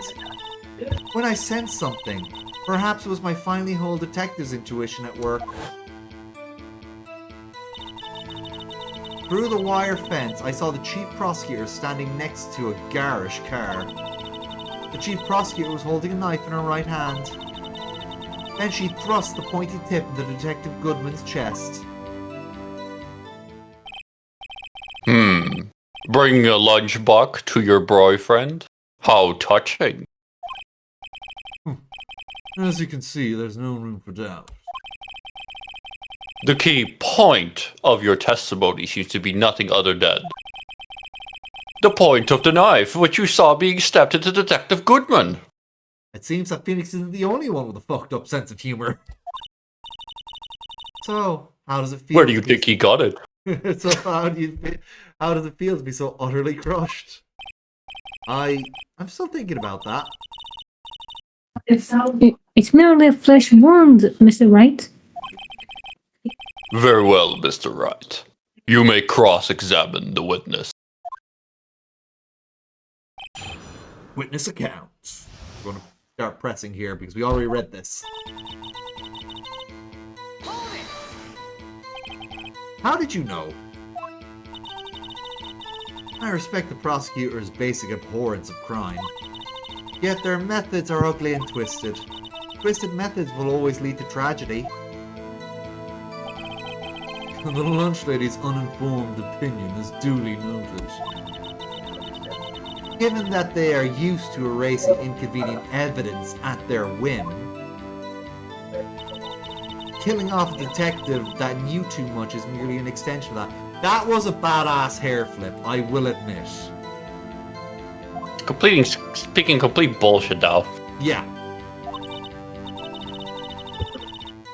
Miss Star, do you have something against... Oh, blah, blah, blah, blah, blah. I went to Slana. Sorry. Mrs. Star, do you have something personal against persecutors? I felt that I'd found my dream job when I became an investigator. And if I hadn't been laid off by those prosecutors over there, I'd still be one. Also, guys, you know it's Miss Star, not Mrs. She's not married. She has plenty of boyfriends, but none of them put a ring on that. Shush. Look, man, I'm just calling out a whore like I see one. Oh, Mooney, no. She has a right, damn it. It's her body, her choice. Yeah, that part is fine. Yeah. But not the conniving part. Okay, yeah. Laid off? She was fired? To me, prosecutors are nothing more than worms. That said, I am a pro. This is the person you're defending against me, the crit. Yeah, fair. My testimony is unbiased and flawless. It's clearly not unbiased. Very well. You may continue. Star. Alright. This boyfriend, he's the detective? Not that boyfriend, the security guard. That boyfriend. You have several. Yes, polyamory is all the rage these days. Yes, this boyfriend, that boyfriend, and the other boyfriend. Care to join? Yet another boyfriend position is still open for applicants. I'll stick with the lunches tag. I'm pretty sure the judge is married as well. Note to self, the judge had to think before replying. You bitch. Well, I'm sorry that I love taking notes of everything that people do, bitch. The security guard room is in the loft, in A block. It's up on the second level, so you can see everything from there. That would be the room with the security sign. Incidentally, you bring your lunchboxes by car. Since I'm a visitor now, I parked in B block. So, she was in B block when she witnessed the crime. Is that yes?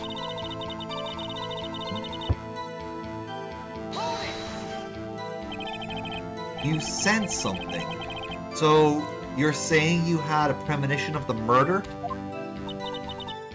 It felt like, how would you say, oh yes. It was like the feeling you get when you view a pumpkin chock full of seeds. What does that even mean? She's getting her... I have no idea. I was going to ask the same fucking question. I have no idea what's going on about now. She's gotten her second boyfriend's taste for terrible metaphors. I have no idea what that means. You and me both, Judge. Speaking of detective's intuition, wasn't the victim Mr. Bruce Goodman also a detective? Then technically Phoenix, he should be Detective Bruce Goodman. Yes, he was like a young cheese.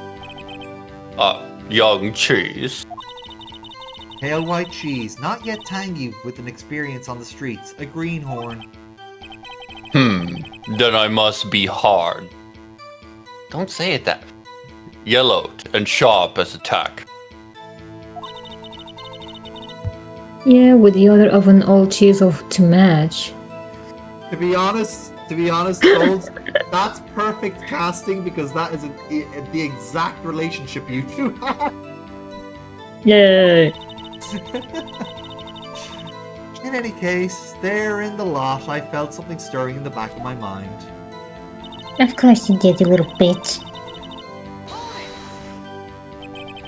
By Gar's car, you mean Mr. Edgeworth's car, yes. What? Mr. Edgeworth's? Incidentally, the knife which the victim was stabbed was also Mr. Edgeworth's, wasn't it? Indeed it was. Edward has barely been in this case. What an odd case this is. I haven't made an interruption yet that has really warranted a response from Edgeworth. The crowd is still firmly on her side. So until I point out a contradiction, nothing's gonna I happen. mean, he has said like 5 lines. How would you possibly stop him? Let's find out. And the person you saw, you are sure it was the defendant? Yeah. I saw her from no further than 30 feet away. I'm certain it was her. She's telling the truth. We're doomed. You see, that's the reason why. What I mean is, Phoenix has been asking all the questions, but every question Phoenix has asked has not hurt the prosecution's case. Therefore, Edgeworth doesn't really need to say anything right now. Well, I mean, I think the pumpkin bullshit warranted a little bit, but... Yeah, I get what you mean. Anyway, Blake, we'll shut up now. Blake? Hold on. Blakey Shaky! She's not there. Alright. AFK. Now she's here. Oh no, she had to say I AFK. was talking to my mom. Oh, okay. Fair enough. Let's just do what we can. Even if we don't have any proof, we can always nitpick. Witness, in your testimony, you clearly stated the following. Prosecutors are nothing more than worms, ergo, you are a biased witness. You might want to keep those silly opinions to yourself in the future, rookie. Huh? Rookie? Unless you're willing to risk the consequences of doubting me. Bitch. I'll fry you like a fritter. Crispy on the outside, chewy on the inside. Ew. I'll stab it with my pen. That is a weak line, but she does kind of look badass right there. I'm gonna slap it with my notebook. Bitch. That was inspiring. I'm gonna slap you too with my notebook. What the hell happened to you, Judge? When I last read you, you were unbiased. It's a serious Booba issue. Yeah. I believe I've heard that tagline elsewhere. You could try plagiarism. What? Plagiarism. Plagiarism. Anything. I may be relegated to the lowly post of a lunch lady, but my instincts are honed. Now, I added the "and" there because lowly post of lunch lady is grammatically incorrect. Oh, a photograph. You took this. Yeah. Now, there seems to be a couple of problems here.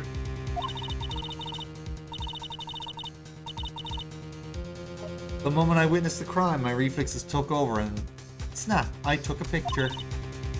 In fact, one of my lunch boxes is rigged with a camera. I suppose that's more exciting than just hanging it around your neck. Witness, why am I only seeing this photograph just now? Do you think I'd show it to you? A prosecutor? Think again. My boyfriend works in the photography division of criminal affairs. Well, this is most certainly the defendant. Can anyone else spot two problems with this picture? Well, I see. Well, no, it is A lot, so she wasn't B lot. She is behind the fence. Mm-hmm. I don't know where the knife is per se. It's supposed to be in her right hand. Hold on, Blake. What were you saying there? It's block A. Yeah, that's correct. She should be in block A, and she's looking through the wire link fence through block B. No. There's something that she's wearing that she shouldn't be wearing, and another thing that's missing from her outfit. The jacket. Jacket, but also there's something there. There's something missing from her outfit. Can you spot it? I haven't seen her, so I haven't been I here. don't see her badges that she normally has. No, But they'd be covered up by the jacket, but not the badges. right. I haven't been here since the Okay. beginning, so I don't know what she looks like. I'm going to go to the court record real quick. Ab, Hit us, crit. Hit us with the scoop. you'll be able to spot it right away. You can spot it just from that. Oh, the The scarf. The scarf is missing, yes. Also, do you remember, Mooney? Her hand was injured. Yeah, I do remember that. I'm not sure if like technically I couldn't see that because one of her hands, both hands don't have the palm exposed. Yeah, but the thing is, even with that, there would be some evidence of those gloves being damaged. Right. Yeah. So, crime photo added to the court record. Uh-oh, that's unmistakably Lana Sky. No, it's not. So, what was the defendant doing at the time? Alright, time to press this. Tell me more about this knife the suspect was carrying. Well, I'd say Okay. the blade was about 4 inches long. Sorry, I had to take a sip of water before I continued reading. Is that about right, Mr. Edgeworth? It is your knife, after all. Yes, that's about right. Prosecutors are, by nature, well versed in the locations of a man's vital organs. Only if they deal with cases that involve homicide. Not always relevant. Yeah. I'm sure it was easier than boiling an egg for my egg salad surprise. Ooh, actually, that doesn't sound bad. You can't testify as to her ability to kill an egg. I mean, a person. Perhaps a chicken salad set would have been a better metaphor. So the defendant was holding a knife. What then?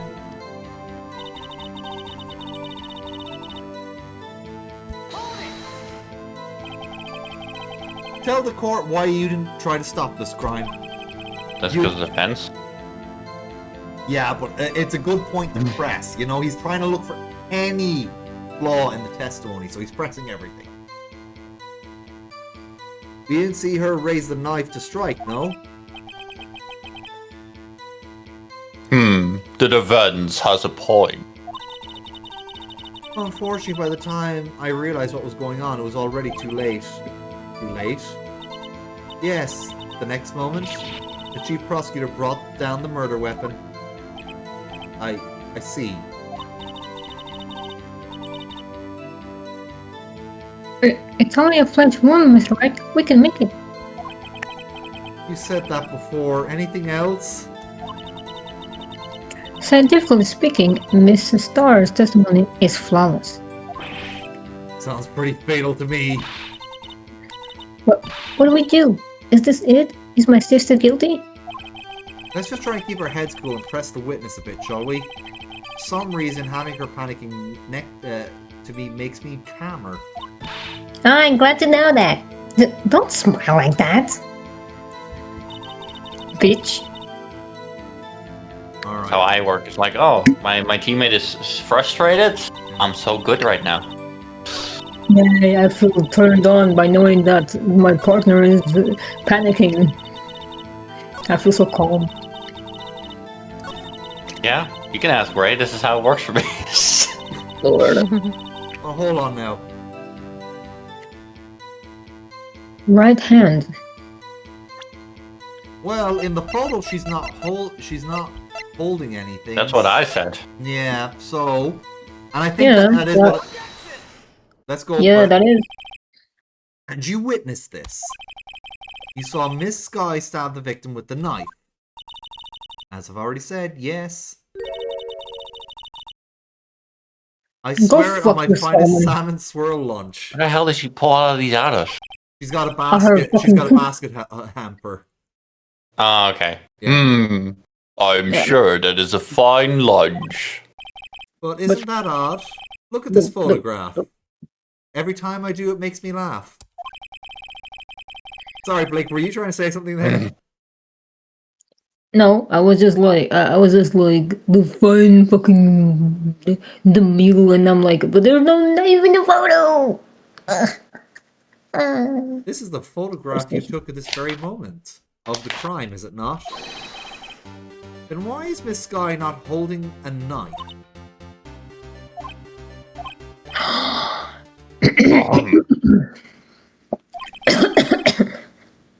Mr. Edgewood, your thoughts? Objection. No, what? That had to be the weakest objection ever, Edgeworth.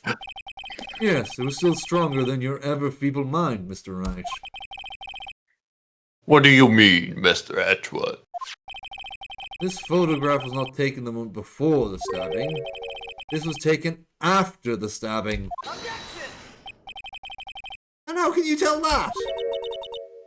Blood splatter. Huh?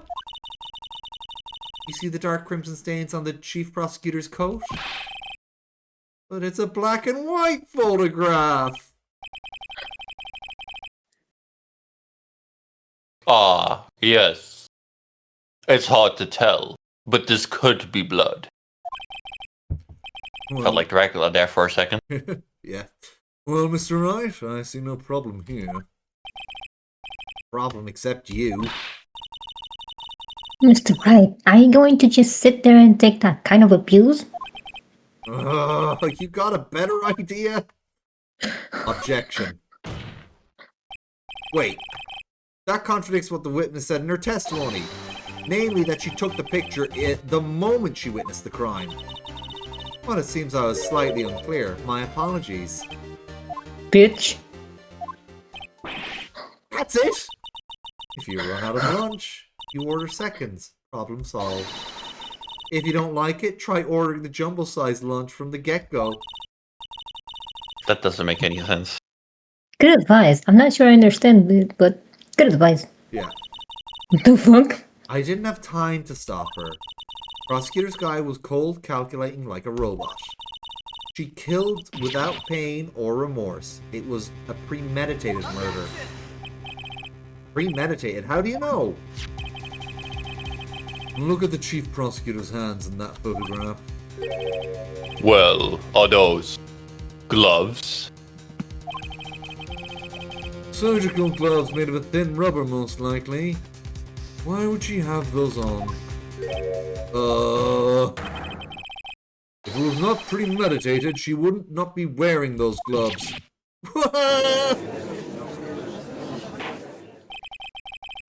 These gloves do seem to tell a tale of premeditation. I said that slightly wrong, but I'm fine with it. Premeditated murder. A serious offense. Witness, add this to your testimony. Except I already know what...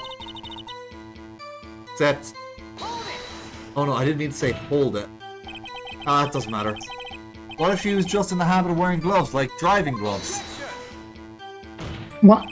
The gloves were admitted as evidence when the defendant was arrested. They were rubber gloves of the kind used for autopsies. In other words, when the chief prosecutor came to the crime scene, she came to do a murder. It's the only possible conclusion one can make. Everything was planned. It was a premeditated crime. Impressive. I'm sorry they took you off the force, Miss Star. This is bad.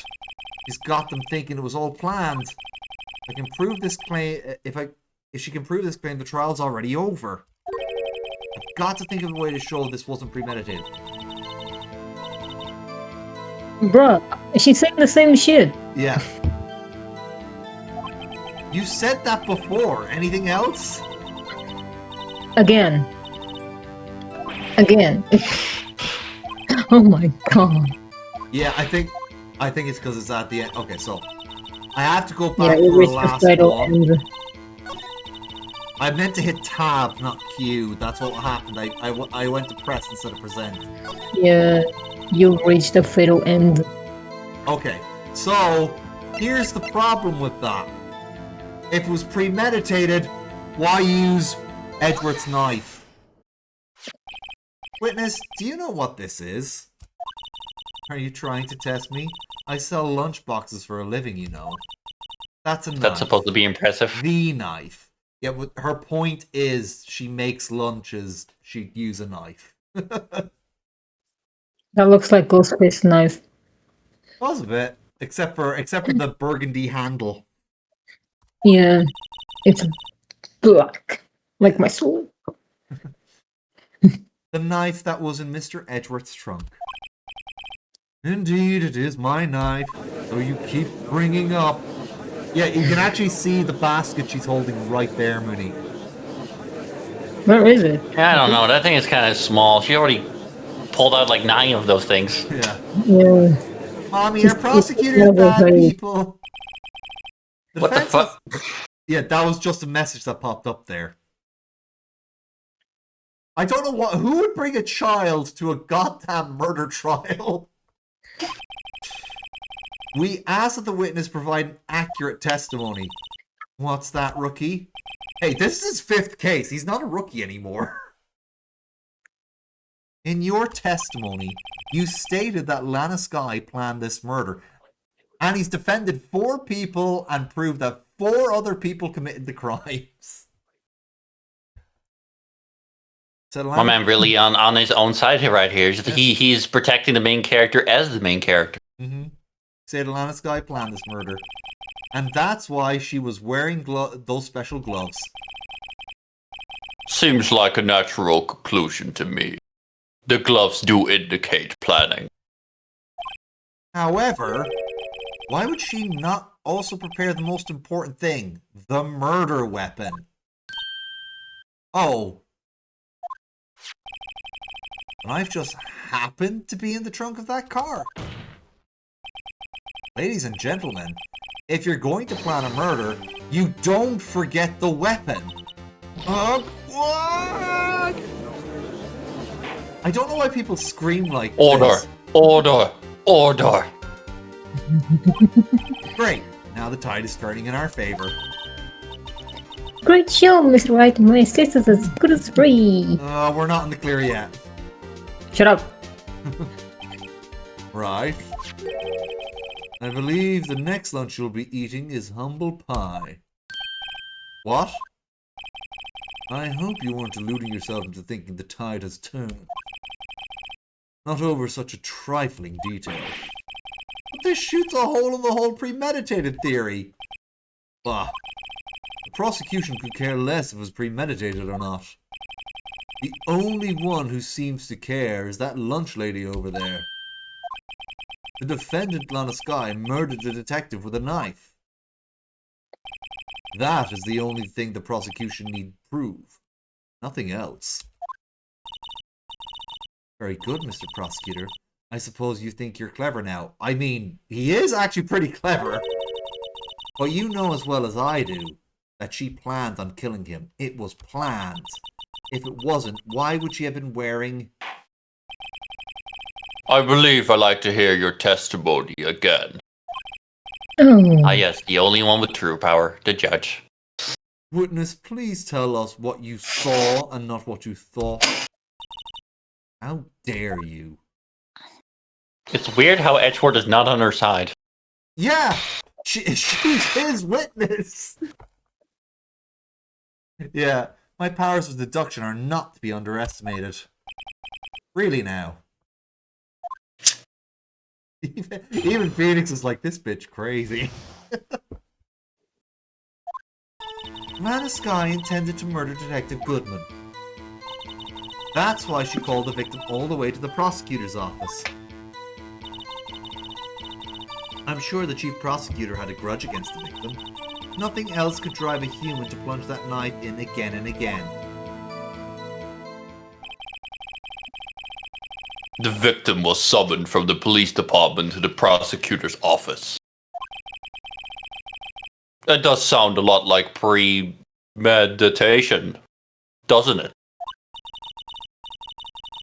So, if I order pizza, does that mean I'm planning to kill the delivery boy? Yeah, Emma's got a good point.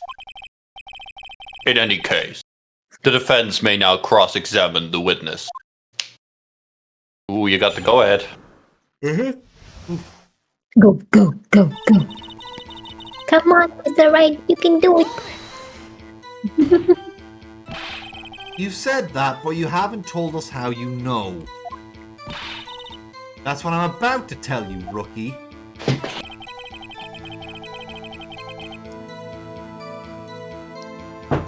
Kitty. Alright, Kitty. I was wondering why there was such a long pause for Mooney. I had to let her in. Ah, okay. Kitty. That's fair I enough. believe she should shut the hell up while I'm reading. I believe what she just said was a mere prelude to the story she's about to tell while I was getting my kitty. How Try dare not to you interrupt her do again. Rookie. Never interrupt the storyteller.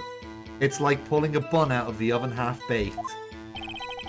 Something's half-baked here, alright, and it's you. You know, Phoenix is right. He's right. She is very Yes. half-baked. Roast through. Try not to confuse the defense witness. They're not very quick on their feet. Fuck you, Edward. Edgeworth, he saved your life.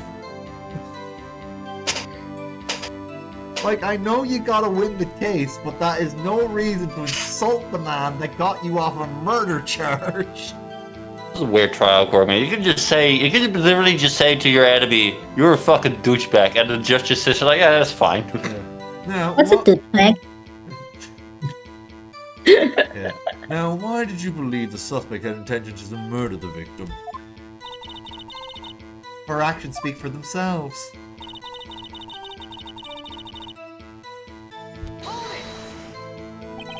You have no proof that Mrs. Sky called him there. Oh, Phoenix, you already talked about that. You have no proof that she didn't. Mr. Edward. Oh, Mr. sorry. Ed, Sorry, shut the hell up. Sorry. I do keep doing that. Mr. Edgewood. Dot. There's no record of a call made on the defendant's Miss Lana Sky's phone. She might have written him a letter. Come on! You could have tried public phone first, at least. In any case, the victim came to the prosecutor's office, where he was murdered. I'm sure he had a reason to be there. Witness. Why do you think it was the suspect who summoned the victim that day? Ho ho ho.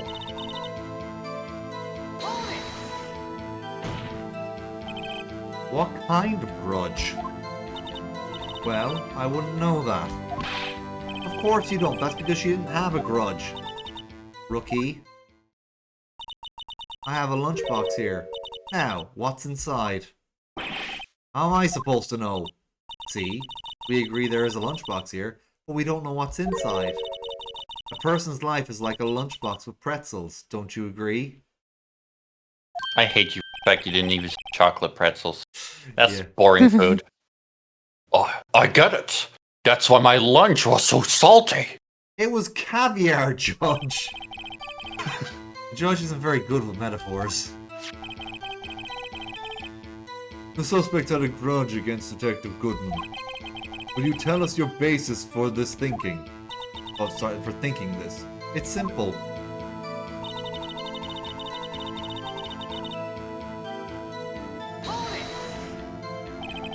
A human machine? That's a contradiction.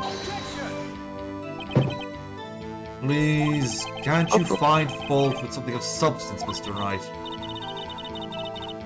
Note to self, Miss Edgeworth smell like citrus fruit. What? Yeah, I think Help. when he sighed, I believe she could smell his breakfast. So I think, From that far away? hey, Edgeworth might like orange juice, or probably ate like a grapefruit for breakfast. Knowing him, he probably just shoved the whole fucking citrus in his mouth and chewed on it. He's a bit more dignified of an eater than that, Mooney. You say again and again, but how many times did she stab him exactly? We often say chop into 1,000 pieces, but we don't actually mean 1,000 pieces. What I do. difference- There you go. What difference does it make if the deed is done? How come she's getting mad at me? Let's just say she stabbed him several times and leave it at that. Leave it at that. This is a murder case, people. Mr. Wright, you just speak up if you have an objection, you know. Miss Star has turned out to be as short-tempered as she looked when we met her. Challenging her abilities as a detective really set her off. The short wick burn off the facet. It's a scientific fact. Yep.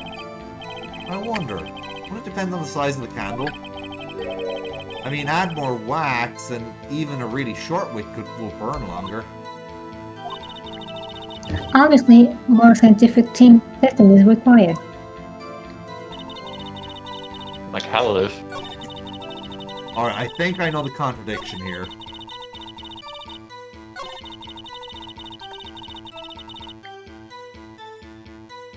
Maybe not. Yeah, so... Here's the thing. She says, drive the knife in again and again. Death due to blood loss. One knife wound. Yeah. Died within an hour and a half of 4 p.m. So... Yeah, Damn. You say she stabbed him again and again. But you couldn't have witnessed that. Are you testing me? Then I'll test you. Bitch. With my moss surprise. Please don't eat that. Yeah. I'll eat it. I don't think it was... As a gardener, I know what moss is about. Yeah, I don't think it was originally moss. It's just a weird thing. I think it's supposed to be a matcha joke. Like, it's a box full of edible matcha, but you're not supposed to have that much matcha. No. No. I'm afraid the moss is growing under our feet as we wait, Miss What do you mean? I shouldn't have to explain this, but take a look. Yeah, Edward's just taking this over. The autopsy report states that death was due to a loss of blood from one stab wound. Oh, you're right. Good show, Mr. Edward, somehow taking Phoenix Wright's side. Yeah, well, no, What the hell? she just stole Phoenix's objection. Continue there. Sorry, that is your turn there. What a hunk is my hero, really? Bitch. What about my objection? No one noticed? Yeah, because Phoenix was going to point it out. But Edgeworth stole. But Edward has a big chance. Edward has a big chance. Oh my god, he's my hero. Well, witness, shut the hell up, Craig. If you do that one more time, I will make sure that your beard will never be as long as mine. Well, I don't want witness. a beard. That's a bad threat. Skill issue. I hate having facial hair. You got the crime scene set, right? Where is she pulling this from? Her pussy or her boobs? Oh, thanks. I always believed that no one could mistake ketchup for blood. But now I realize such mistakes are possible. Yeah, but blood's a lot darker. Like, it's a very dark red. Like, I believe that spilled red ink could be mistaken for blood because it is dark before you write it on a page. Anyway. More importantly, if ketchup gets old, it's a substance you can still move around, whereas dry blood is very ingrained. Mm-hmm. Yeah, you can't move blood when it's dry, so... Yeah. So you're saying you mistook something for blood? There you go. When she lifted her knife, I thought I saw blood at her breast. Maybe yours breast, because you keep taking fucking food out of it. Yeah. Splattered blood from her victim. That's why I thought she must have stabbed him at least twice. I think I know what mistake she's about to make. Go on, Minnie, sorry. Then tell us what you saw that you thought was blood. Testify.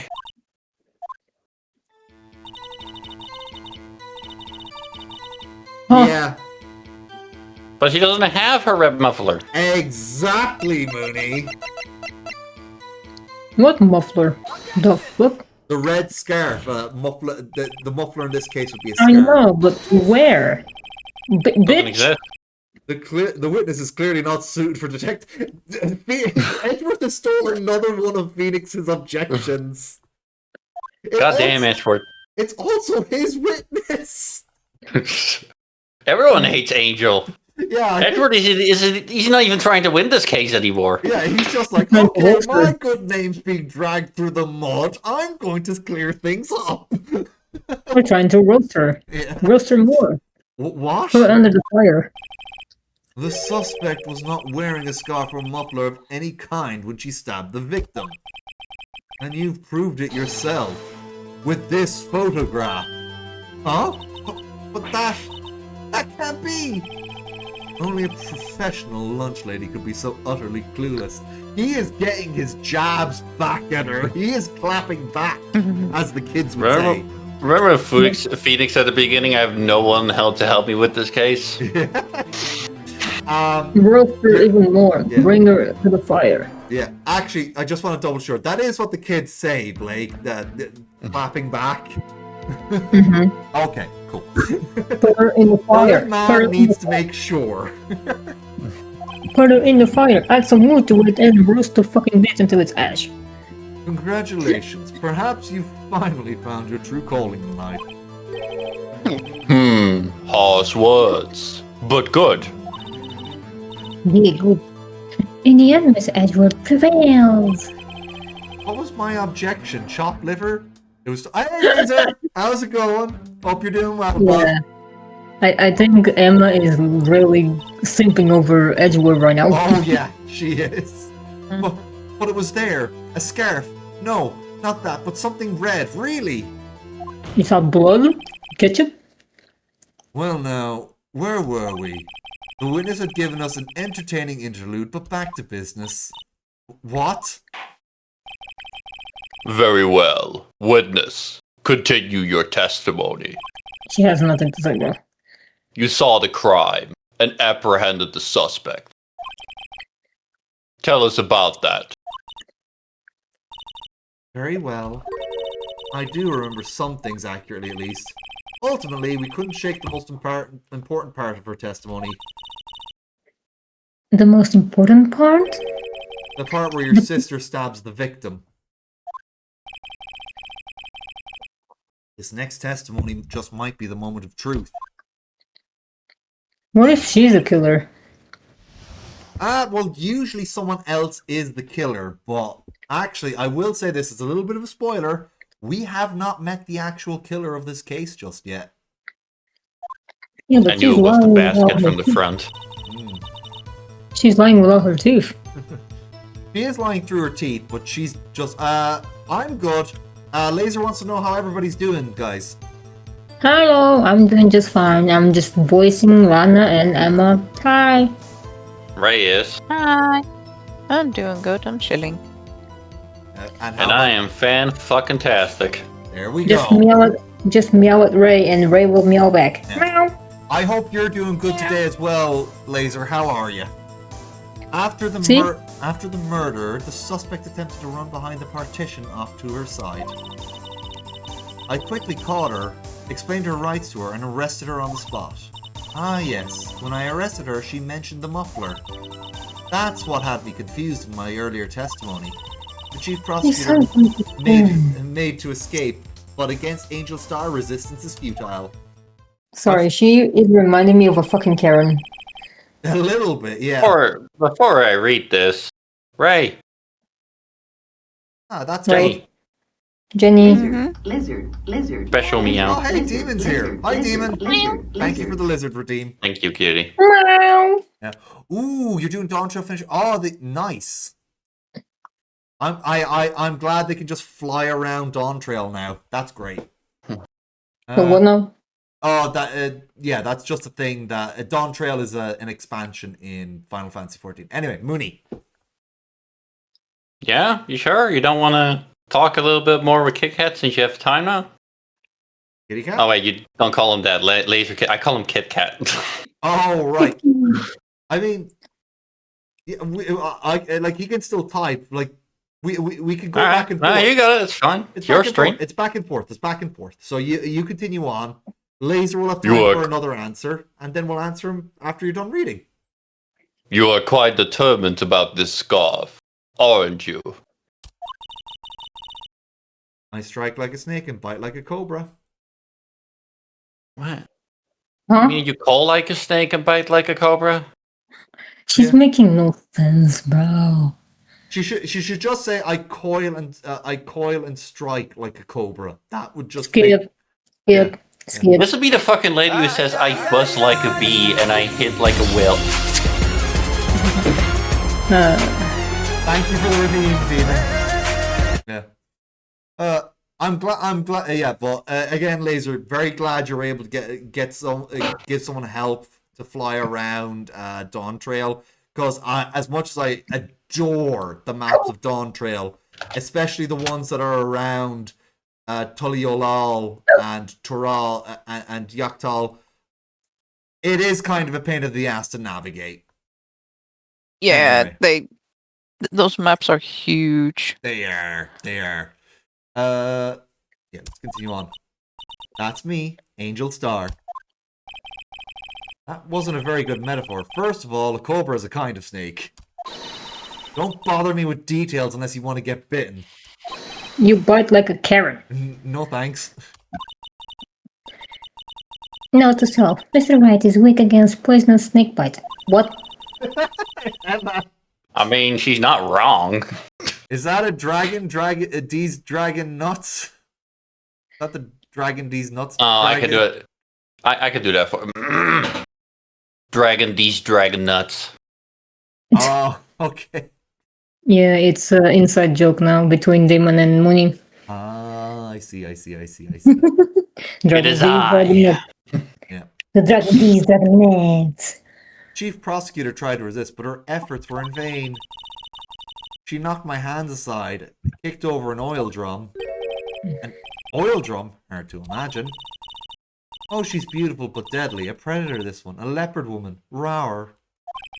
The f- Very well, Mr. Wright.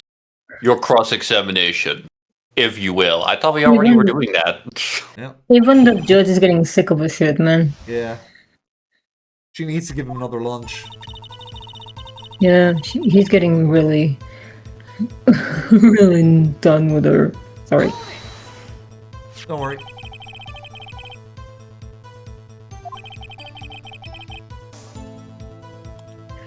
I'm sure she means this wall next to the car. That's right. There was a wall there about 6 feet high. She was obviously trying to hide herself. Quite a natural thing for a criminal to do. And what did you do then? Press. You say quickly. Were you close to the suspect? He said she was. As I just said, I was 30 feet away from her the whole time. Maybe I should press for more details. Press her. Because there's a fence. Yeah. I'd like to see this on the floor plans just to be safe. The lunchtime car was... She was a visitor, thus she was parked in B block. So you witnessed the murder from here? Mooney? That would make it about 30 feet from the car, yes. Sorry, Kitty was asking for pets. Don't worry. And yes, Demon, your waifu is indeed in the chat. Of course. Ah, that's cool. Thank you for stopping by on your break. I'm glad we're able to Yeah, entertain he's you. still at work. I kind of miss him. He's gonna be home like at 2 a.m. for me, so sucks. Yeah, that's a bit late. Mhm. Is that correct, Miss Star? Yes, that's right. But there was a chain link fence in front of you. Yeah, I'm surprised that was the judge, not Phoenix that time. Sorry, Mooney. Huh? I went over it, of course. Amazing. The cough-up queen. Lunch lady athlete. Indeed. What the fuck did you say that, Judge? It would have taken her a little time to climb over the fence. So she couldn't have gone to my sister that fast. Yeah, that fence is about 9 feet high, too. That looks about 9 feet high, especially if we're going by that. That's a big fence. Yeah. See, And in the that is a photograph- Japanese pickup truck right there. And And in the photograph, you can see the chain, the fence. yeah. So She's lying. how did Miss Sky not get away? She's lying through her teeth again.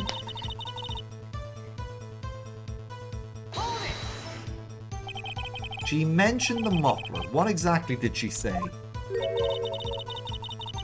If I remembered exactly, I would have told you in my testimony. Cheeky! Anyway, all I heard was the word muffler. Just that one word. So what you heard wasn't the suspect talking to you, but someone else. Yes, the chief prosecutor was talking on her phone. Her phone? She can't mean... By That's not phone, possible. Do you mean this cell phone discovered at the crime scene? Emma said she didn't talk. Yes, ultimately. Yeah, she only spoke for a minute. Ultimately. My memory is like a salmon heading upstream. You know what? As an Irish person, I will give her that metaphor because we have a legend of the salmon of knowledge. So salmon is associated with intelligence here. But this is a Japanese game that's been translated to English and localized in America. So... Look, I'm not gonna give it to her. Angel's not a Gyarados. No.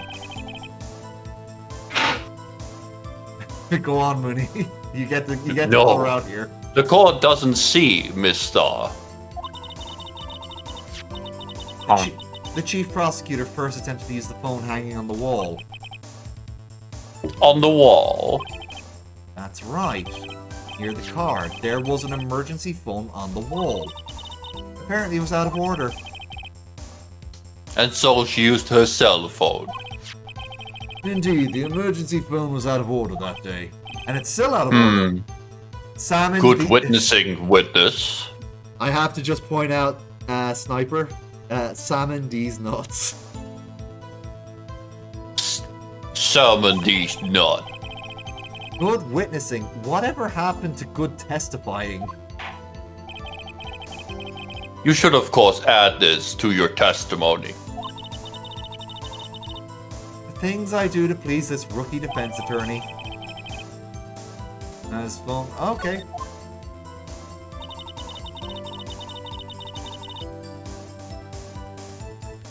She's fucked up here. She really did. Because there's no way she could see her try to use that phone if she was in parking lot B. Because of the wall. Exactly. Miss Star, I have to conclude that you have a personal grudge against Miss Lana Sky. Oh, God. The witness is a former detective. Her testimony is unmarred by personal bias. Well, who would have thought that my knight in shining, that you would be my knight in shining armor prosecutor? Supposed to be on your side. You, who together with the chief prosecutor kicked me out 2 years ago. You can see why she's so bitter towards the two of them. Mm-hmm. Uh-oh. Ellipses. Well, Miss Star, this is a fat contradiction with your testimony. How do you explain this? I don't know what you're talking about. Mess with me, and I'll make you cough it all up. Ahem. Let's look at the floor plans. You said you witnessed the crime from this viewpoint. However, if that's true, you couldn't possibly have seen Miss Sky making that phone call. I believe you see what I'm getting at. The emergency phone was at the back of this partition. If indeed you were in B block, you couldn't have seen it. Work! Order, order! What is the meaning of this? I do love this music. It's simple, Your Honor. She's not coughing up lunch, she's coughing up lies. Grr. That's quite a claim, Mr. Wright. Perhaps you will allow me a question? Tell us exactly what lie this witness told the court. Here's where the counterattack begins. I can't afford to get this wrong. The witness lied about where she saw it. Miss Guy tried to use the emergency phone, but it was out of order. What is significant about this fact? Nothing. Therefore, it would be pointless for Miss Star to lie about it. Pointless to lie. I see. But the witness did actually see Miss Sky using the emergency phone. It would mean Miss Star witnessed the crime from a different location. A different location? Now that's a pointless lie if I ever heard one. Before you call my lie pointless, at least let me tell it. Phoenix! I don't think That's not how you structure that sentence. That implies that you are lying, Phoenix. Yeah, that is. You did not think that comeback through. Let me ask a question to our clever wordsmith, Mr. Wright. Don't give him that, Judge. That was not clever. Just where was the witness when she saw the crime? All the testimony we've heard until now points in one direction. The place where Miss Star witnessed the crime was here. I have to drag this over. See, that's fine for stylus on a DS. But it should have just been the mouse to do that with the computer. This is the only place where she could have been. The security guard room. Indeed. I just thought it was going to be... It's fine, go ahead. Yeah, where did you think it was going to be? I'll read it out then. I thought it was going to be at the bottom right, because if you look at a very exact angle from B block at the bottom instead of the top, aka north versus south, you can barely see the phone still. But she did mention that she went to a boyfriend's security guard to give him a lunch, so... And also, there was a car blocking that parking space, so she couldn't have actually seen it from there. You know why I didn't think about that? Mm-hmm. Well, because I'm so enormously tall in real life that I would have been able to look over the car myself. Yeah, you have to remember this. She in the original version of this game is like about average height for a Japanese woman, and they are famously like shorter in stature. So, yeah. This polyamorous bitch has a lot of boyfriends, and one of them is just a fucking security guard. That is true. And she went to give him his fucking lunch. Like, she's so cute. Oh my god, I'm gonna murder her. Indeed, the security room in the underground parking lot is well positioned. It's built on the second floor, so you can see the entire lot. She would have been able to see the emergency phone from there. But why there? There are many other places where she could have seen the phone. Not in this case, Your Honor. The witness not being part of the prosecutor's office couldn't park in A block. The only place where she could have seen the crime and the back of the partition is here. I remember your testimony. You said Yes, mention it, yes. Yeah, this is what Blake brought up. Phoenix is bringing it up now. Gold star for Blake. Yay! You brought a lunch to your boyfriend in the security guard room, yes? Well, Miss Star? That is true. You did say it. How many years have I been getting the better of men? To think the tables could be turned. Today a man has gotten the better of Angel Star. Go fuck yourself. And not in a good way. Yeah. Order! Order! Witness! What have you done? You used to be a detective. You should know better. I'm just using lunchboxes to get you guys to bite the fucking bite. I'm not turning back. The guilty will be punished. And I'll do what I must to make sure justice prevails. You're just fueled by revenge. You're very bitter about losing your job, and understandably so, but you're taking it out on the wrong people. Mm-hmm. Yeah. The guilty, is she talking about Miss Sky? Mr. Wright, does this strike you as odd? It's been a while since we heard from Emma. Why did Miss Star lie? It doesn't make sense. Huh? She could have just said she saw the crime from the security guard station. It wouldn't change anything. Exactly. This photograph tells all. It was the defendant who stabbed the victim. The truth still stands. It still stands? I disagree, Mr. Edgeworth. What? If a witness is found to be lying, they're guilty of perjury. She knows this. She wouldn't risk that without a good reason. So, tell us what her reason was, Mr. Wright. Revenge. Huh? Me? Who else? Mr. Wright, let's review what we know. Miss Starr witnessed the crime scene from the security guard station. But she lied and said she saw it from B Block. It would make a vital difference, but what would change? I mean, distance to the crime is right. Angle of view to the crime is also different as well. Different from lightning. I think it would be this, because the photograph she has. Why the angle at which she saw the crime occur would change. The angle? What do you mean? Well, security guard station is on the second floor, and, she would have sort of a 3D view of the crime. And this is important. Why? I think it's the Okay. lightning. Yeah. I don't think it's the lighting. Oh, sorry, I'm gonna skip some dialogue there for you. He probably just said you suck. So, Yeah. you suck. There we go. Yeah, you suck, Mr. Wright. Tell us what we know. You've got dialogue, Blake. Stick to the script. It's the same thing. Yeah. Alright, you're Same right. thing, bro. Alright, so... Let's see if mine was right.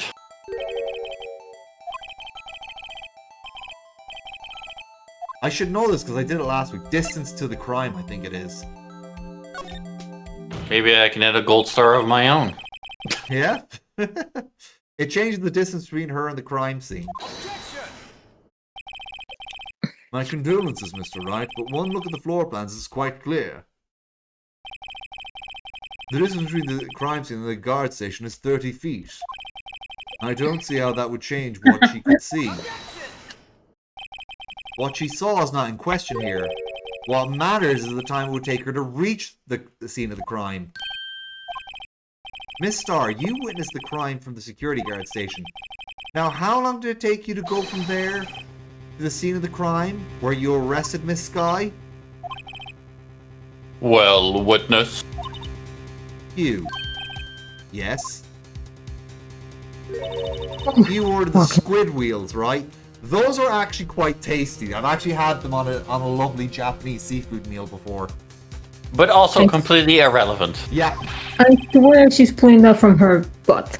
Wait. The quality of my lunches has gone from low to inedible. Squid wheels are not inedible. They are delicious, Phoenix. Well, maybe she made him bad. He can smell them. Fair enough. I was bringing a PB&J lunch with fresh boysenberry jam for my boyfriend. Boysenberry for the boyfriend. I realized that wasn't a question. He wasn't in the station, so I waited. I witnessed the crime from the Glasswall station. And before I knew it, I found myself running towards the scene. But the door was locked. I couldn't open it.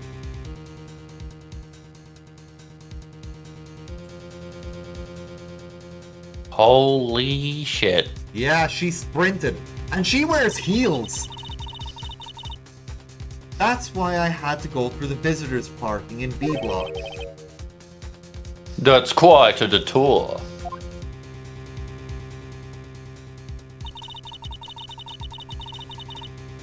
Huh? It probably took me at least 5 minutes to get to the scene of the crime.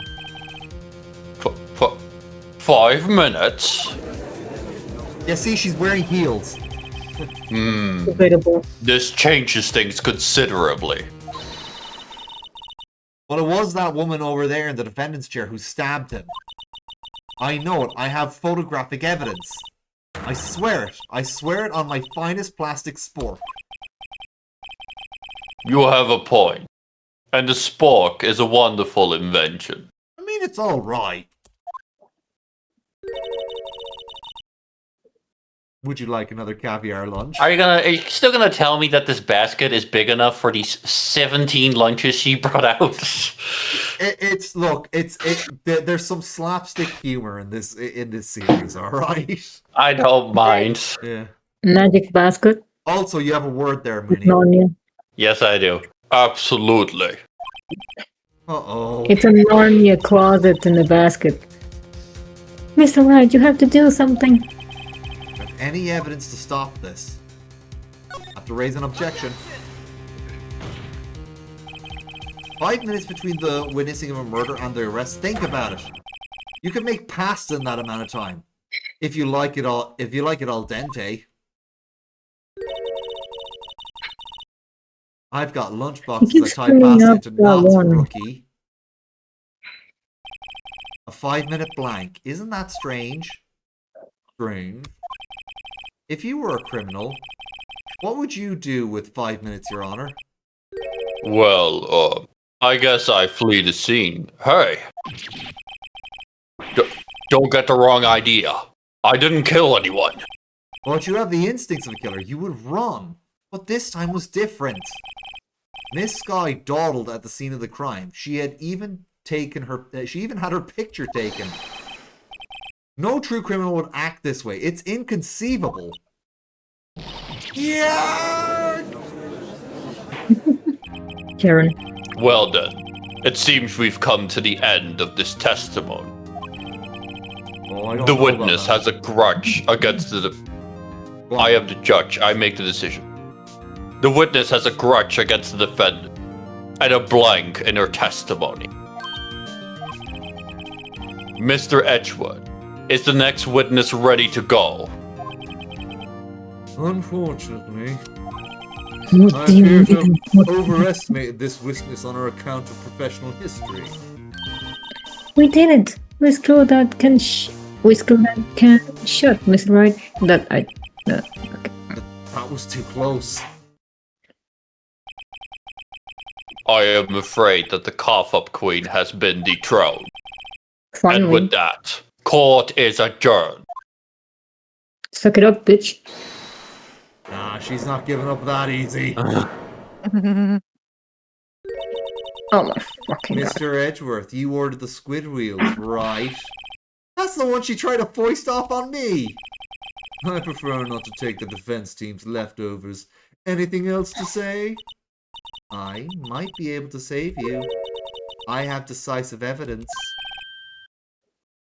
What was that? Why didn't she present this sooner? This is another one of her trick lunch boxes. My apology, but we have no further questions to ask of you, Miss Starr. Ah. Didn't she mention Is this your that? jumbo lunchbox? Okay. Please give up, Listen, Starr. Give me a second. Sorry, what were you saying there, Blake? Didn't she mention that she had a camera in one of the lunchboxes that she keeps presenting the jumbo thing? Yeah. Well, the jumbo lunchbox is, I think, a triple-decker caviar to blackmail the judge and to give her one more testimony. Oh, don't know, she what a keeps- line to come back to. She keeps bringing back, A triple decker. she keeps bringing back that one exactly lunchbox. Yeah. Out of deference to the witness determination, I'll allow one more testimony. Let's hear about this decisive evidence. Like the Lunchland motto says, you won't be disappointed. What's she gonna pull out of her lunchbox this time? Say it that way, right? Yeah. I should have mentioned those 5 minutes when I wasn't looking at the crime scene. And now, to the matter of the victim's shoe. Did I not bring this up? 2 types of blood were found on this shoe. One, of course, was the victim's, and the other blood type matched that of the defendant, Miss Lana Sky. This shoe proves it. It's flawless, decisive evidence. What? There was blood found on that shoe. Try Lunchland for all your lunch and decisive evidence needs. God, I feel like I'm watching an ad. And that was Edgeworth. Is there any meaning to the lunchboxes, or is there like a hidden message or something like that? Nah, it's just Phoenix Wright being the Phoenix Wright franchise. Yeah, as far as I know. The witnesses all are very gimmicky. Now, the first 4 cases in the first game, the witnesses aren't too gimmicky, but they all have pun names. But by the time you get to the second and third games, they are off the rails wacky. It's more that she keeps bringing up the jumbo lunchbox, and she even mentioned that one has a camera on it. Yeah. So I can shut it off that. This case was made after they started porting over the Phoenix Wright trilogy to the DS, and this case was added to the first game after they made the first 3, and the witnesses kept getting goofier with each entry, so they decided to take the witnesses as goofy as they were in the third game and insert that into the first one.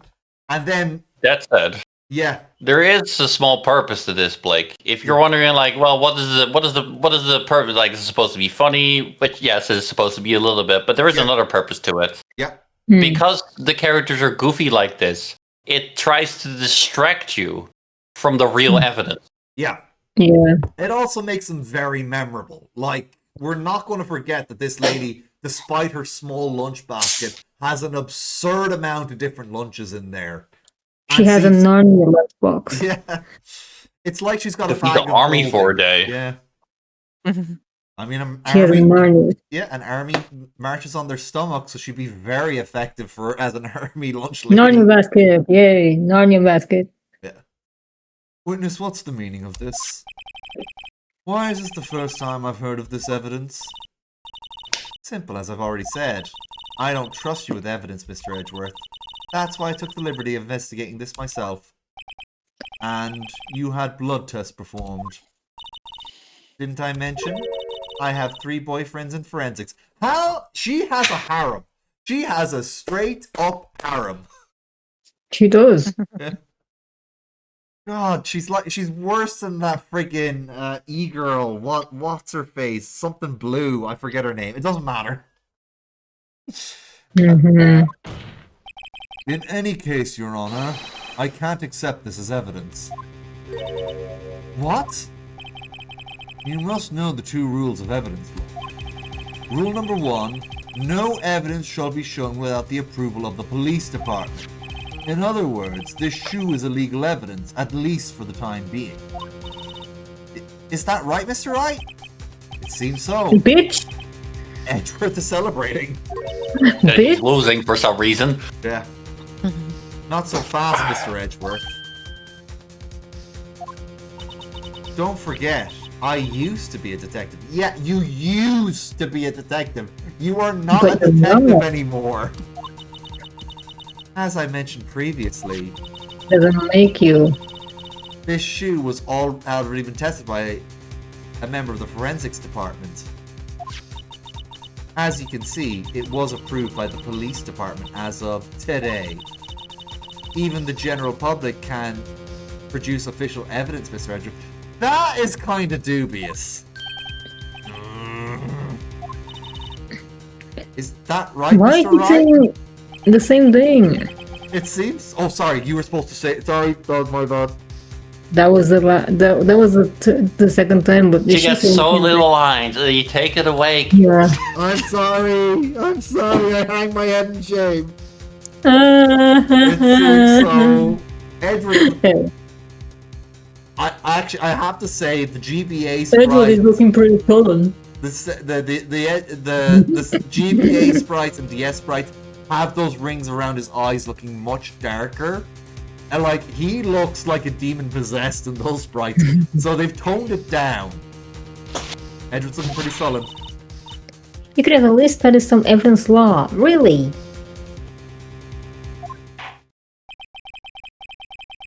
The prostitution's complaints notwithstanding. I'm sorry, Mooney, the prostitutions? The No, prosecution. prosecution's complaints notwithstanding. That is not what you said. Doesn't matter. It is on the record book either way. If I said it, I said it. Oh. It appears that this evidence satisfies the first rule of evidence law. Okay, I'm gonna have to clip that at some point for Palm Go Tree. for it. I won't stop you. Yeah, I'll clip it for Palm Tree and send it to her, and then she can actually, you know, oh no, Have something against Mooney. no, not something against Mooney. She can use it for because I imagine Mooney will want that at some point for a Bigger than new life. clip montage. Yes. I mean, maybe, but Pontry isn't my editor anymore. Oh, I didn't know that. Sorry. Did you read this I did part? read this line, by the way, if you Okay, care. yeah. However, it seems you have yet another count against you, witness. Anything to ensure that the guilty are properly judged. Victim shoe out of the court record. Very well, Mr. Wright. You may cross-examine the witness. Decisive evidence. Alright.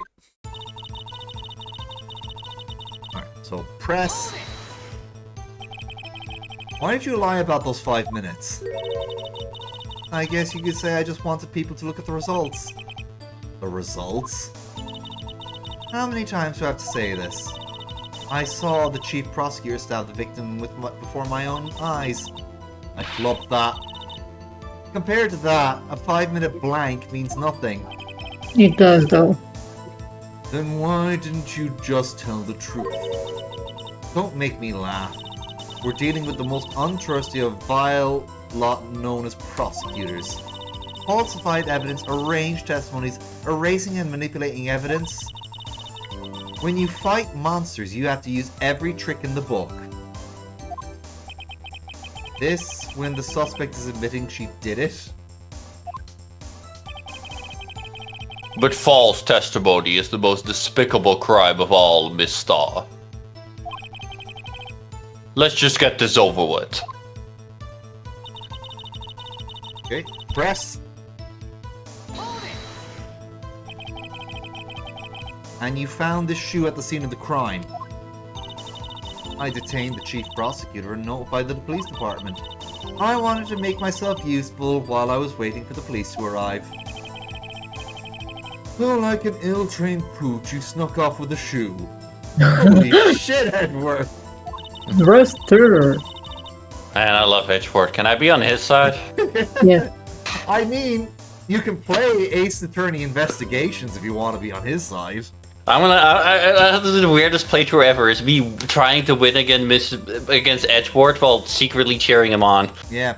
Actually, when I do finish the Phoenix Wright trilogy, I should put up a poll whether I should get the Apollo Justice trilogy next or the Miles Edgeworth duology next. See what we do. The Miles Edgeworth duology is technically set before those games, so I might do that. I was afraid someone would erase the chief prosecutor's crime. This shoe was my secret weapon if that should happen.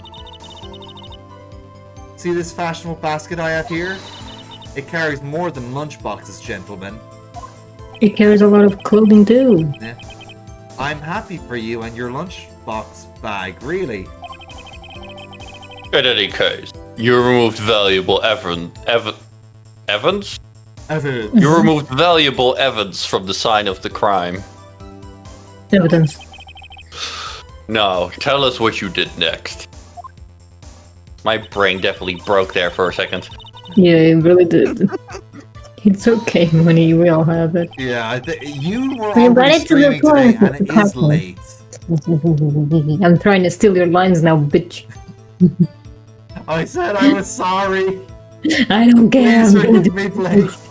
I'm doing it. So, you brought it to the forensics department? Hey, you stop. So you brought it to the forensics department?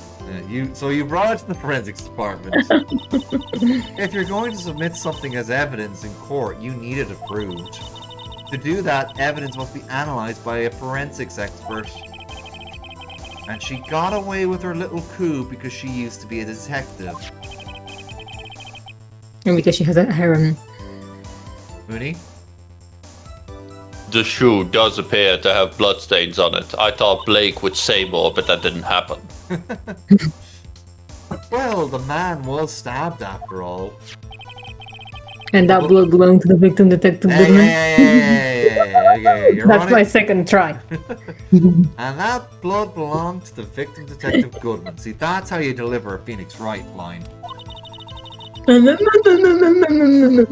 As I said, there were Stop fighting, types you of- two. As I said, there were 2 types of blood found on the shoe.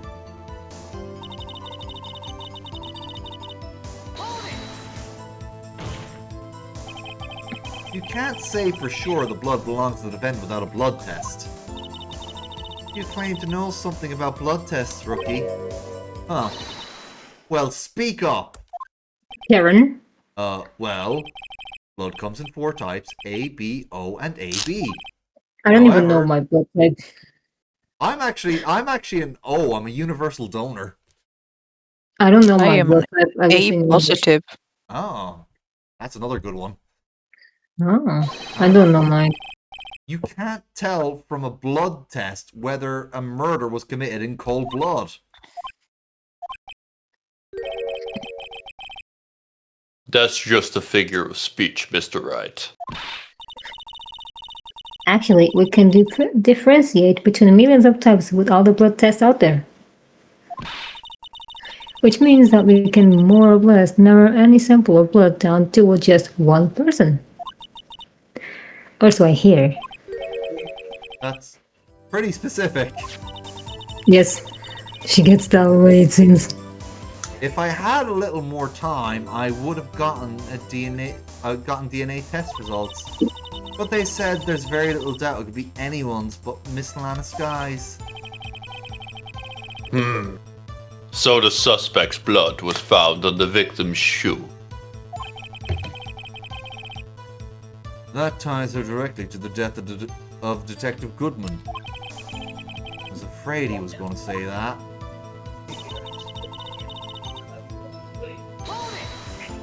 Is it though?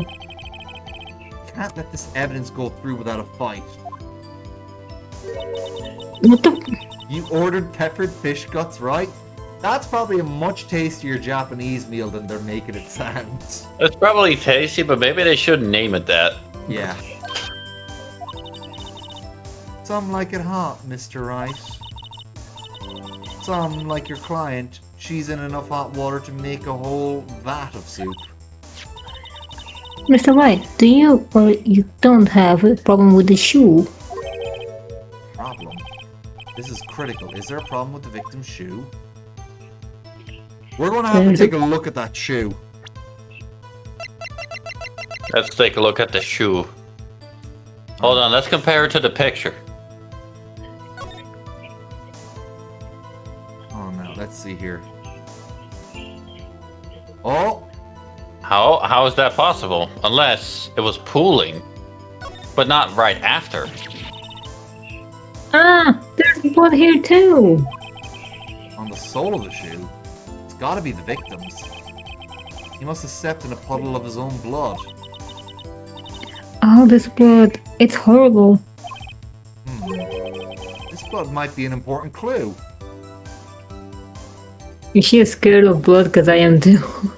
That would not be a She good. wants to be a forensic. She wants to be a forensic investigator, though. If I'm not imagining things, I'd say there's one critical problem with this evidence: a clear contradiction. That gleam in your eye. You're still young, rookie. You can I'd- suck me a cactus. I'd give you a peppered fish gut now, but you couldn't take the heat, could you? Looks cold. Let's hear what Mr. Wright has to say. What is contradictory about the victim's shoe? Show us the problem with this evidence. Right? What, yeah, Here goes nothing. E. Take that. I wonder wonder if you noticed. There's blood on the bottom of this shoe. Don't mess with me, Ricky. Or it'll be your blood on the bottom of my shoe. She's out of lunchboxes. Isn't that technically a crime? You can't threaten people, can you? Yeah, I don't think so in court. Definitely Indeed. a crime in court situations. There is quite a bit of blood on the bottom of the shoe. She's threatening in court.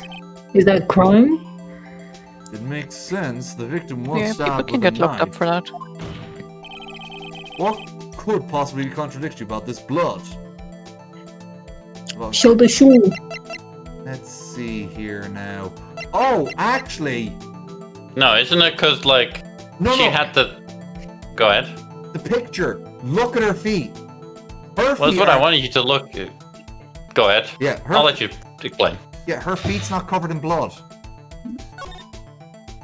Oh, hold on. I meant to present that. Yeah. The problem lies in the footprint. The footprint? Note that the blood on the bottom of the big shoe is covered in blood. Then, isn't it strange? Why aren't any bloody footprints found by the scene of the crime? Ah, Mooney? No. Oh! Sorry, I nearly did it again. How dare you? As you can see, there were no traces of any such footprints at the scene of the crime. That contradicts your claim about this shoe. Shut the fuck up, Edward. This picture only shows part of the floor, so there could have been bloody footprints. Then where are they, Mr. Edwards? Because we checked the scene and found nothing of the sort. Order! Order! Order! Well, witness? What? Great going, Mr. Wright, but it's true that the lack of a footprint is a contradiction. But then we have to ask why there wasn't a footprint. Oh, That's true. There has to be a reason why there wasn't a footprint. Think, Mr. Wright, think. hey, I don't know why Emma it's has not slowly there. become more useful as this went. I'm sorry about interrupting you now. Oh no, don't worry. You actually make a good point. Believe it or not, she's going to get more and more useful as further this case goes She's on. making, Like, she's making him believe. She's making him realize there's clues and Yeah. making him, like observe it. this character was created to show off the DS's features. And she added like a fingerprint. She'll give us like a little spray bottle to find blood, and also a fingerprint kit to find stuff. So, like, she is very useful. She is. She is. And she's believing in Mr. Wright, even though she's sending over fucking Edward. I'm just good at finding contradictions. What? Oh no. I see. Now I get it. Get what? Yo. Our witness is more devious than I give her credit for. We were hoodwinked to the very end. But she slipped. There is one vital hint in the truth of her testimony. What are you talking about? She looks pissed. Think back what you told us about apprehending the suspect. The chief prosecutor tried to resist, but her efforts were in vain. She knocked my hands aside and kicked over an oil drum. Oh, she's beautiful but deadly. A predator, this one. A leopard woman. Rawr. So she had oil instead of blood, though. I thought it was strange for the normally cool-headed chief to do. No kidding. Now, witness, allow me to ask you a very simple question. This oil drum, was it empty? Oh, that, I'm not sure I like your attitude, Mr. Edgeworth. Though apparently you're not the slowest conveyor belt in the lunchbox factory. Witness, well, was the old drum empty? The oil drum kicked over by the chief prosecutor was brimming with water. Water? What does that mean? Still don't get it, Mr. Wright? Do you want to know the reason she knocked it over? The real reason? Oh, you don't mean? Yes, the suspect knocked over that oil drum for one reason and one reason alone. To erase the bloodstains that would become evidence against her. Work! Bless you. What? Thank you. That tied things up quite nicely. The bloodstains left on the victim's shoes tie her quite clearly to this murder. That was a hard line. I'm surprised I got that. Well done. Then, after the deed was done, she knocked over the old drum to erase the telltale sign. Also, thank you, Crit. Why, that's a prosecutor's specialty. Erasing evidence. That reminds me, Miss Sky's right hand was hurt. Didn't she say she cut herself when she stabbed him? So that's when my sister's blood got on the shoe? Well, I see no reason to prolong this trial. Mr. Wright, do something, please. What? What can I do? Your sister has confessed to the crime, and she tried to conceal it. But Enough. There is no need for further debate. The verdict, Your Honor. Very well. But Angel Star is on the prosecution's side. She could have been lying about the water. This court finds the defendant, Mrs. Lana Sky.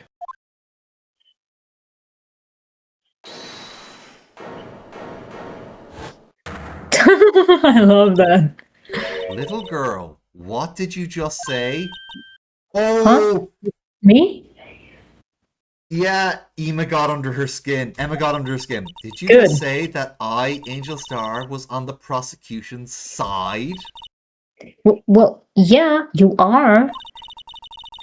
You're saying my sister hid evidence by erasing the bloody footprints. Well.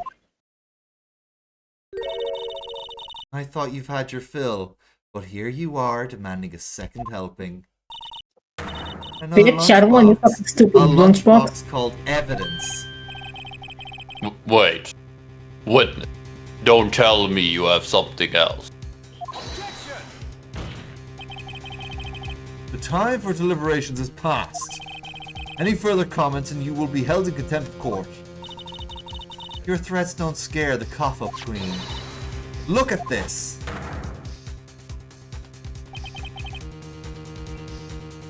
Another one? The fuck? That's you, Minnie.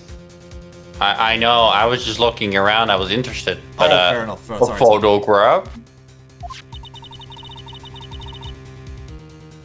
I had it That's the just in... second. Sorry, that's the second evidence that she has, and she doesn't say anything. Third, really, because the first photograph as well. So the first photograph, the shoe, and then the second photograph. Jesus Next Christ. thing we know, she's gonna pull out a whole ass video. Yeah, for her boobs, Yeah. for her ass. This time is Jesus. secretly a video camera. Jesus. Yeah. I had it just in case anyone had the gall to suggest that the white shoe didn't belong to the victim. I see no room for error in this evidence. Mr. Wright, wait, look at the asphalt in this photo. Hey, it's clearly wet. Erasing the last trace of doubt from the court's mind. Immediately after the murder, the crime scene was washed with water. I'm sorry, Mr. Wright. I guess I couldn't help after all. Not your fault. I knew I couldn't win this case from the beginning. And it seems this is what your sister wanted anyway.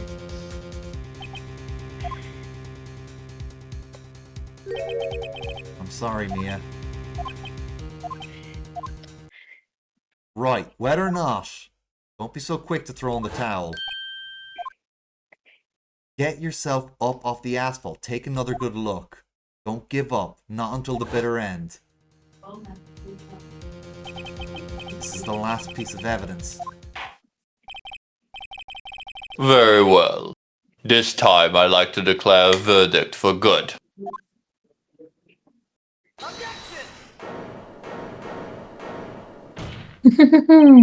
Your Honor, wait. What is it with you people? Can't I hand down my verdicts in peace anymore? No.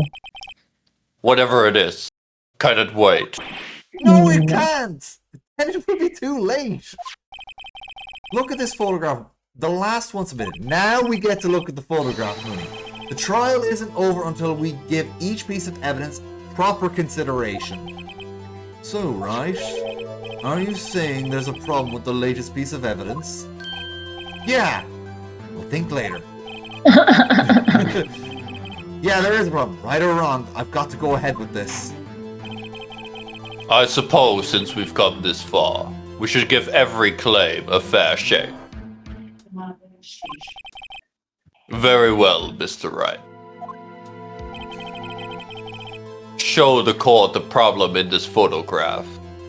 Alright, let's see here. I think if we look here, what's What the hell is that? Yeah.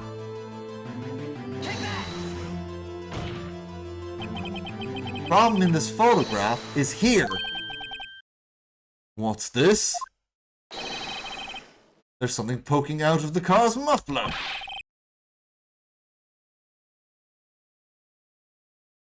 Mooney, you there?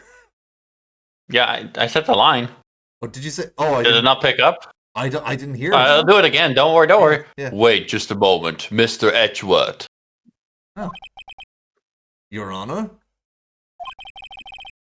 You just said muffler. However, I see no trace of a muffler or scarf of any kind in this photograph. A muffler is also part of on a car or motorcycle, Your Honor. Just think of it as part of the exhaust system, a pipe. Oh, crit the okay, I'm catching up. The Discord stream had a hiccup. Oh, okay. I see, I see.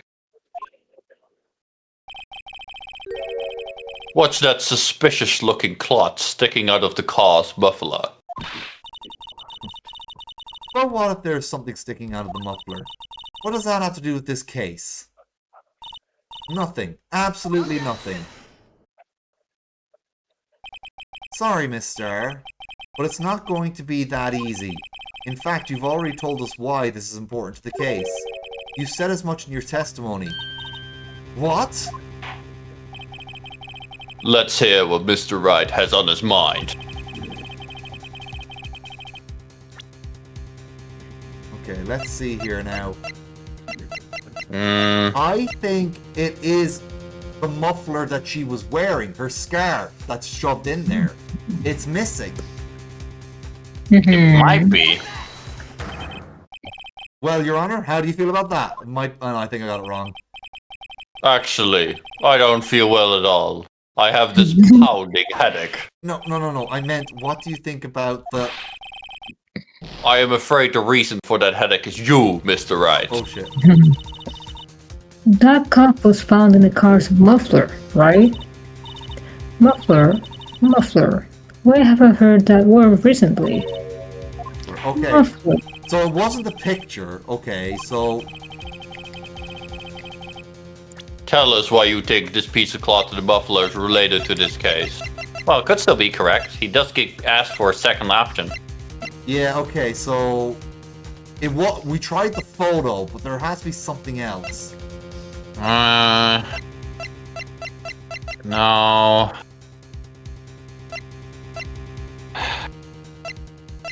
It could be because of the knife? Oh, the cell phone. The word muffler was over... Yes. Cell phone. Miss Starr, recall your testimony for the court. Ah, yes, when I arrested her, she mentioned the muffler. That's what had me confuse my earlier testimony. Mm-hmm. Muffler. And Yark! Yark! He's turning into a pirate. Could it be I that know, right? the muffler you heard mentioned was actually this exhaust pipe? If so, that means the piece of cloth is vital evidence. Oh! I don't know why she's screaming so much. Hate losing. Well, it seems we will have to suspend the proceedings and my talking. Suspend? I find myself wondering about that piece of cloth. If we leave any question unanswered here, we do a disservice to the law and Santa Claus. I am the law. Have the car at the crime scene inspected at once and bring me that cloth. The verdict will wait until after we've seen all the evidence. Agreed. I suppose so. Whew. That was close. But we made it. At least for now. This court will adjourn for a 30-minute recess. They're gonna pick it up that quick? Damn. Yeah, still. Well, there's still a second witness, but we'll tackle that. It's 2 weeks' lunchtime time. after all, with my 50 lunchboxes. He's still hungry?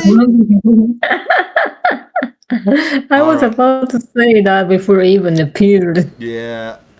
Yeah. Hungry boy. Hungry man. Alright, so we're going to put that. They do eat there. a lot. Depending on the hunger. They do eat a lot. Alright, on the yeah. age. So, I think with that, that's a good place to call it. I don't know how long have we been going? Oh, absolutely. It's almost 4 hours. Ray has also clipped it. Thank you, Ray. Oh, I needed a new clip for a while anyway. Okay. I'm going to move us over to just chatting then. Oh, hold on now. I'm just going to move my... No, that's not it. No. Where is... Oh, hold on. I'm going to try and... Oh, that's it. There we go. Oh, yeah. There we go. Okay. I think it's time we find someone to raid out to. 4-hour stream. Good Wow. job on your voice acting, Blakey. Yeah, you did a Thank great you, job. thank you. Well done. Stop. Well, I was in theater when I was young, so I guess I do have a little bit of a gift. A fellow theater kid, I see. I was I should I was start with going- my compliment. Yeah. I was going to actually pursue that, but then they said they didn't want my services anymore when I was a kid. I was merely like, we were doing the Cinderella when I was a kid, and I was just filling up for a side character, which was the butler of the prince. And my only line was like, here you go. My only scene was me just holding the shoe and then having 1 or 2 lines and then leave. Because I came a little late for the rehearsals and stuff. For filling in. So Yeah. I literally was a substitute for the prince's butler. Hey, look, on the bright side though, you're in entertainment now as a VTuber. VTubing's entertainment, so that counts. Maybe I will do more voices, but because I can't change my voice. Oh my god, I can change my voice.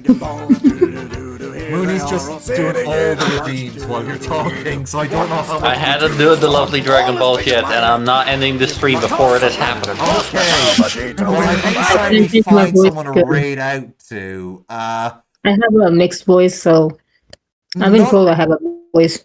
None of the people who I follow who is similar to my size is on right now. Everyone I is. have Kiona on from Palm Tree's recommendations.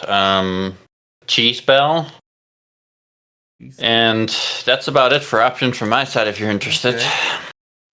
Okay. Yeah, those are similar size because, like, I'm looking. Froggy Lock does not need my help. She's got 726 people following right now. Yeah, let's see here. Yeah. Sorry, what was that name again there, Mooney? From Palm Tree's I recommendation? either have Kiona Evriandra or I have Cheese Bell for you. One of them, both of them are. Oh, they're playing together. Actually, they're playing Phasmophobia. Let's go Keon then. The first one. Send you me their mean name and I'll Kiona look for them. Viandra? I got her name. Don't worry, I'll get Oh, it to you you. mean Kiona Viandra? Thank you. Yeah, she's live doing a Halloween eventing with Cheese Bell. She's a pretty cool person. You can rate Yeah, I into started her following- with a good comfort.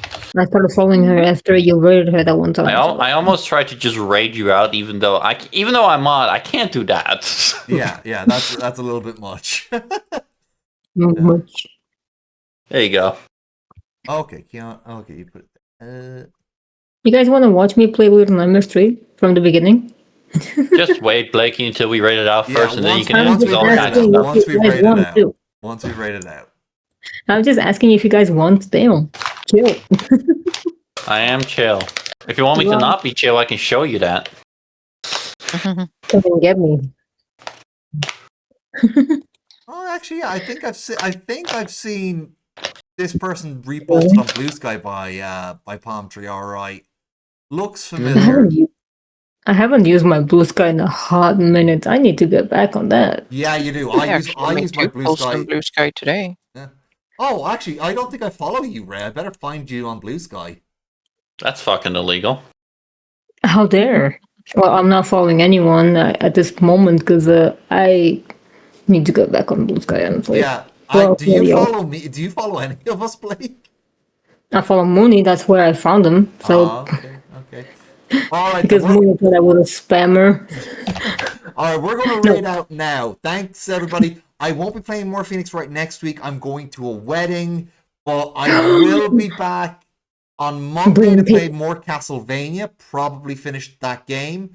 And then on Tuesday, I will be playing more Final Fantasy 14. So that'll be it. Yeah, that'll be it for my streaming, and I'll see you all then. But for now, bye! Bye. Don't forget to hydrate Bye. Have your chalky milk. and some cookies.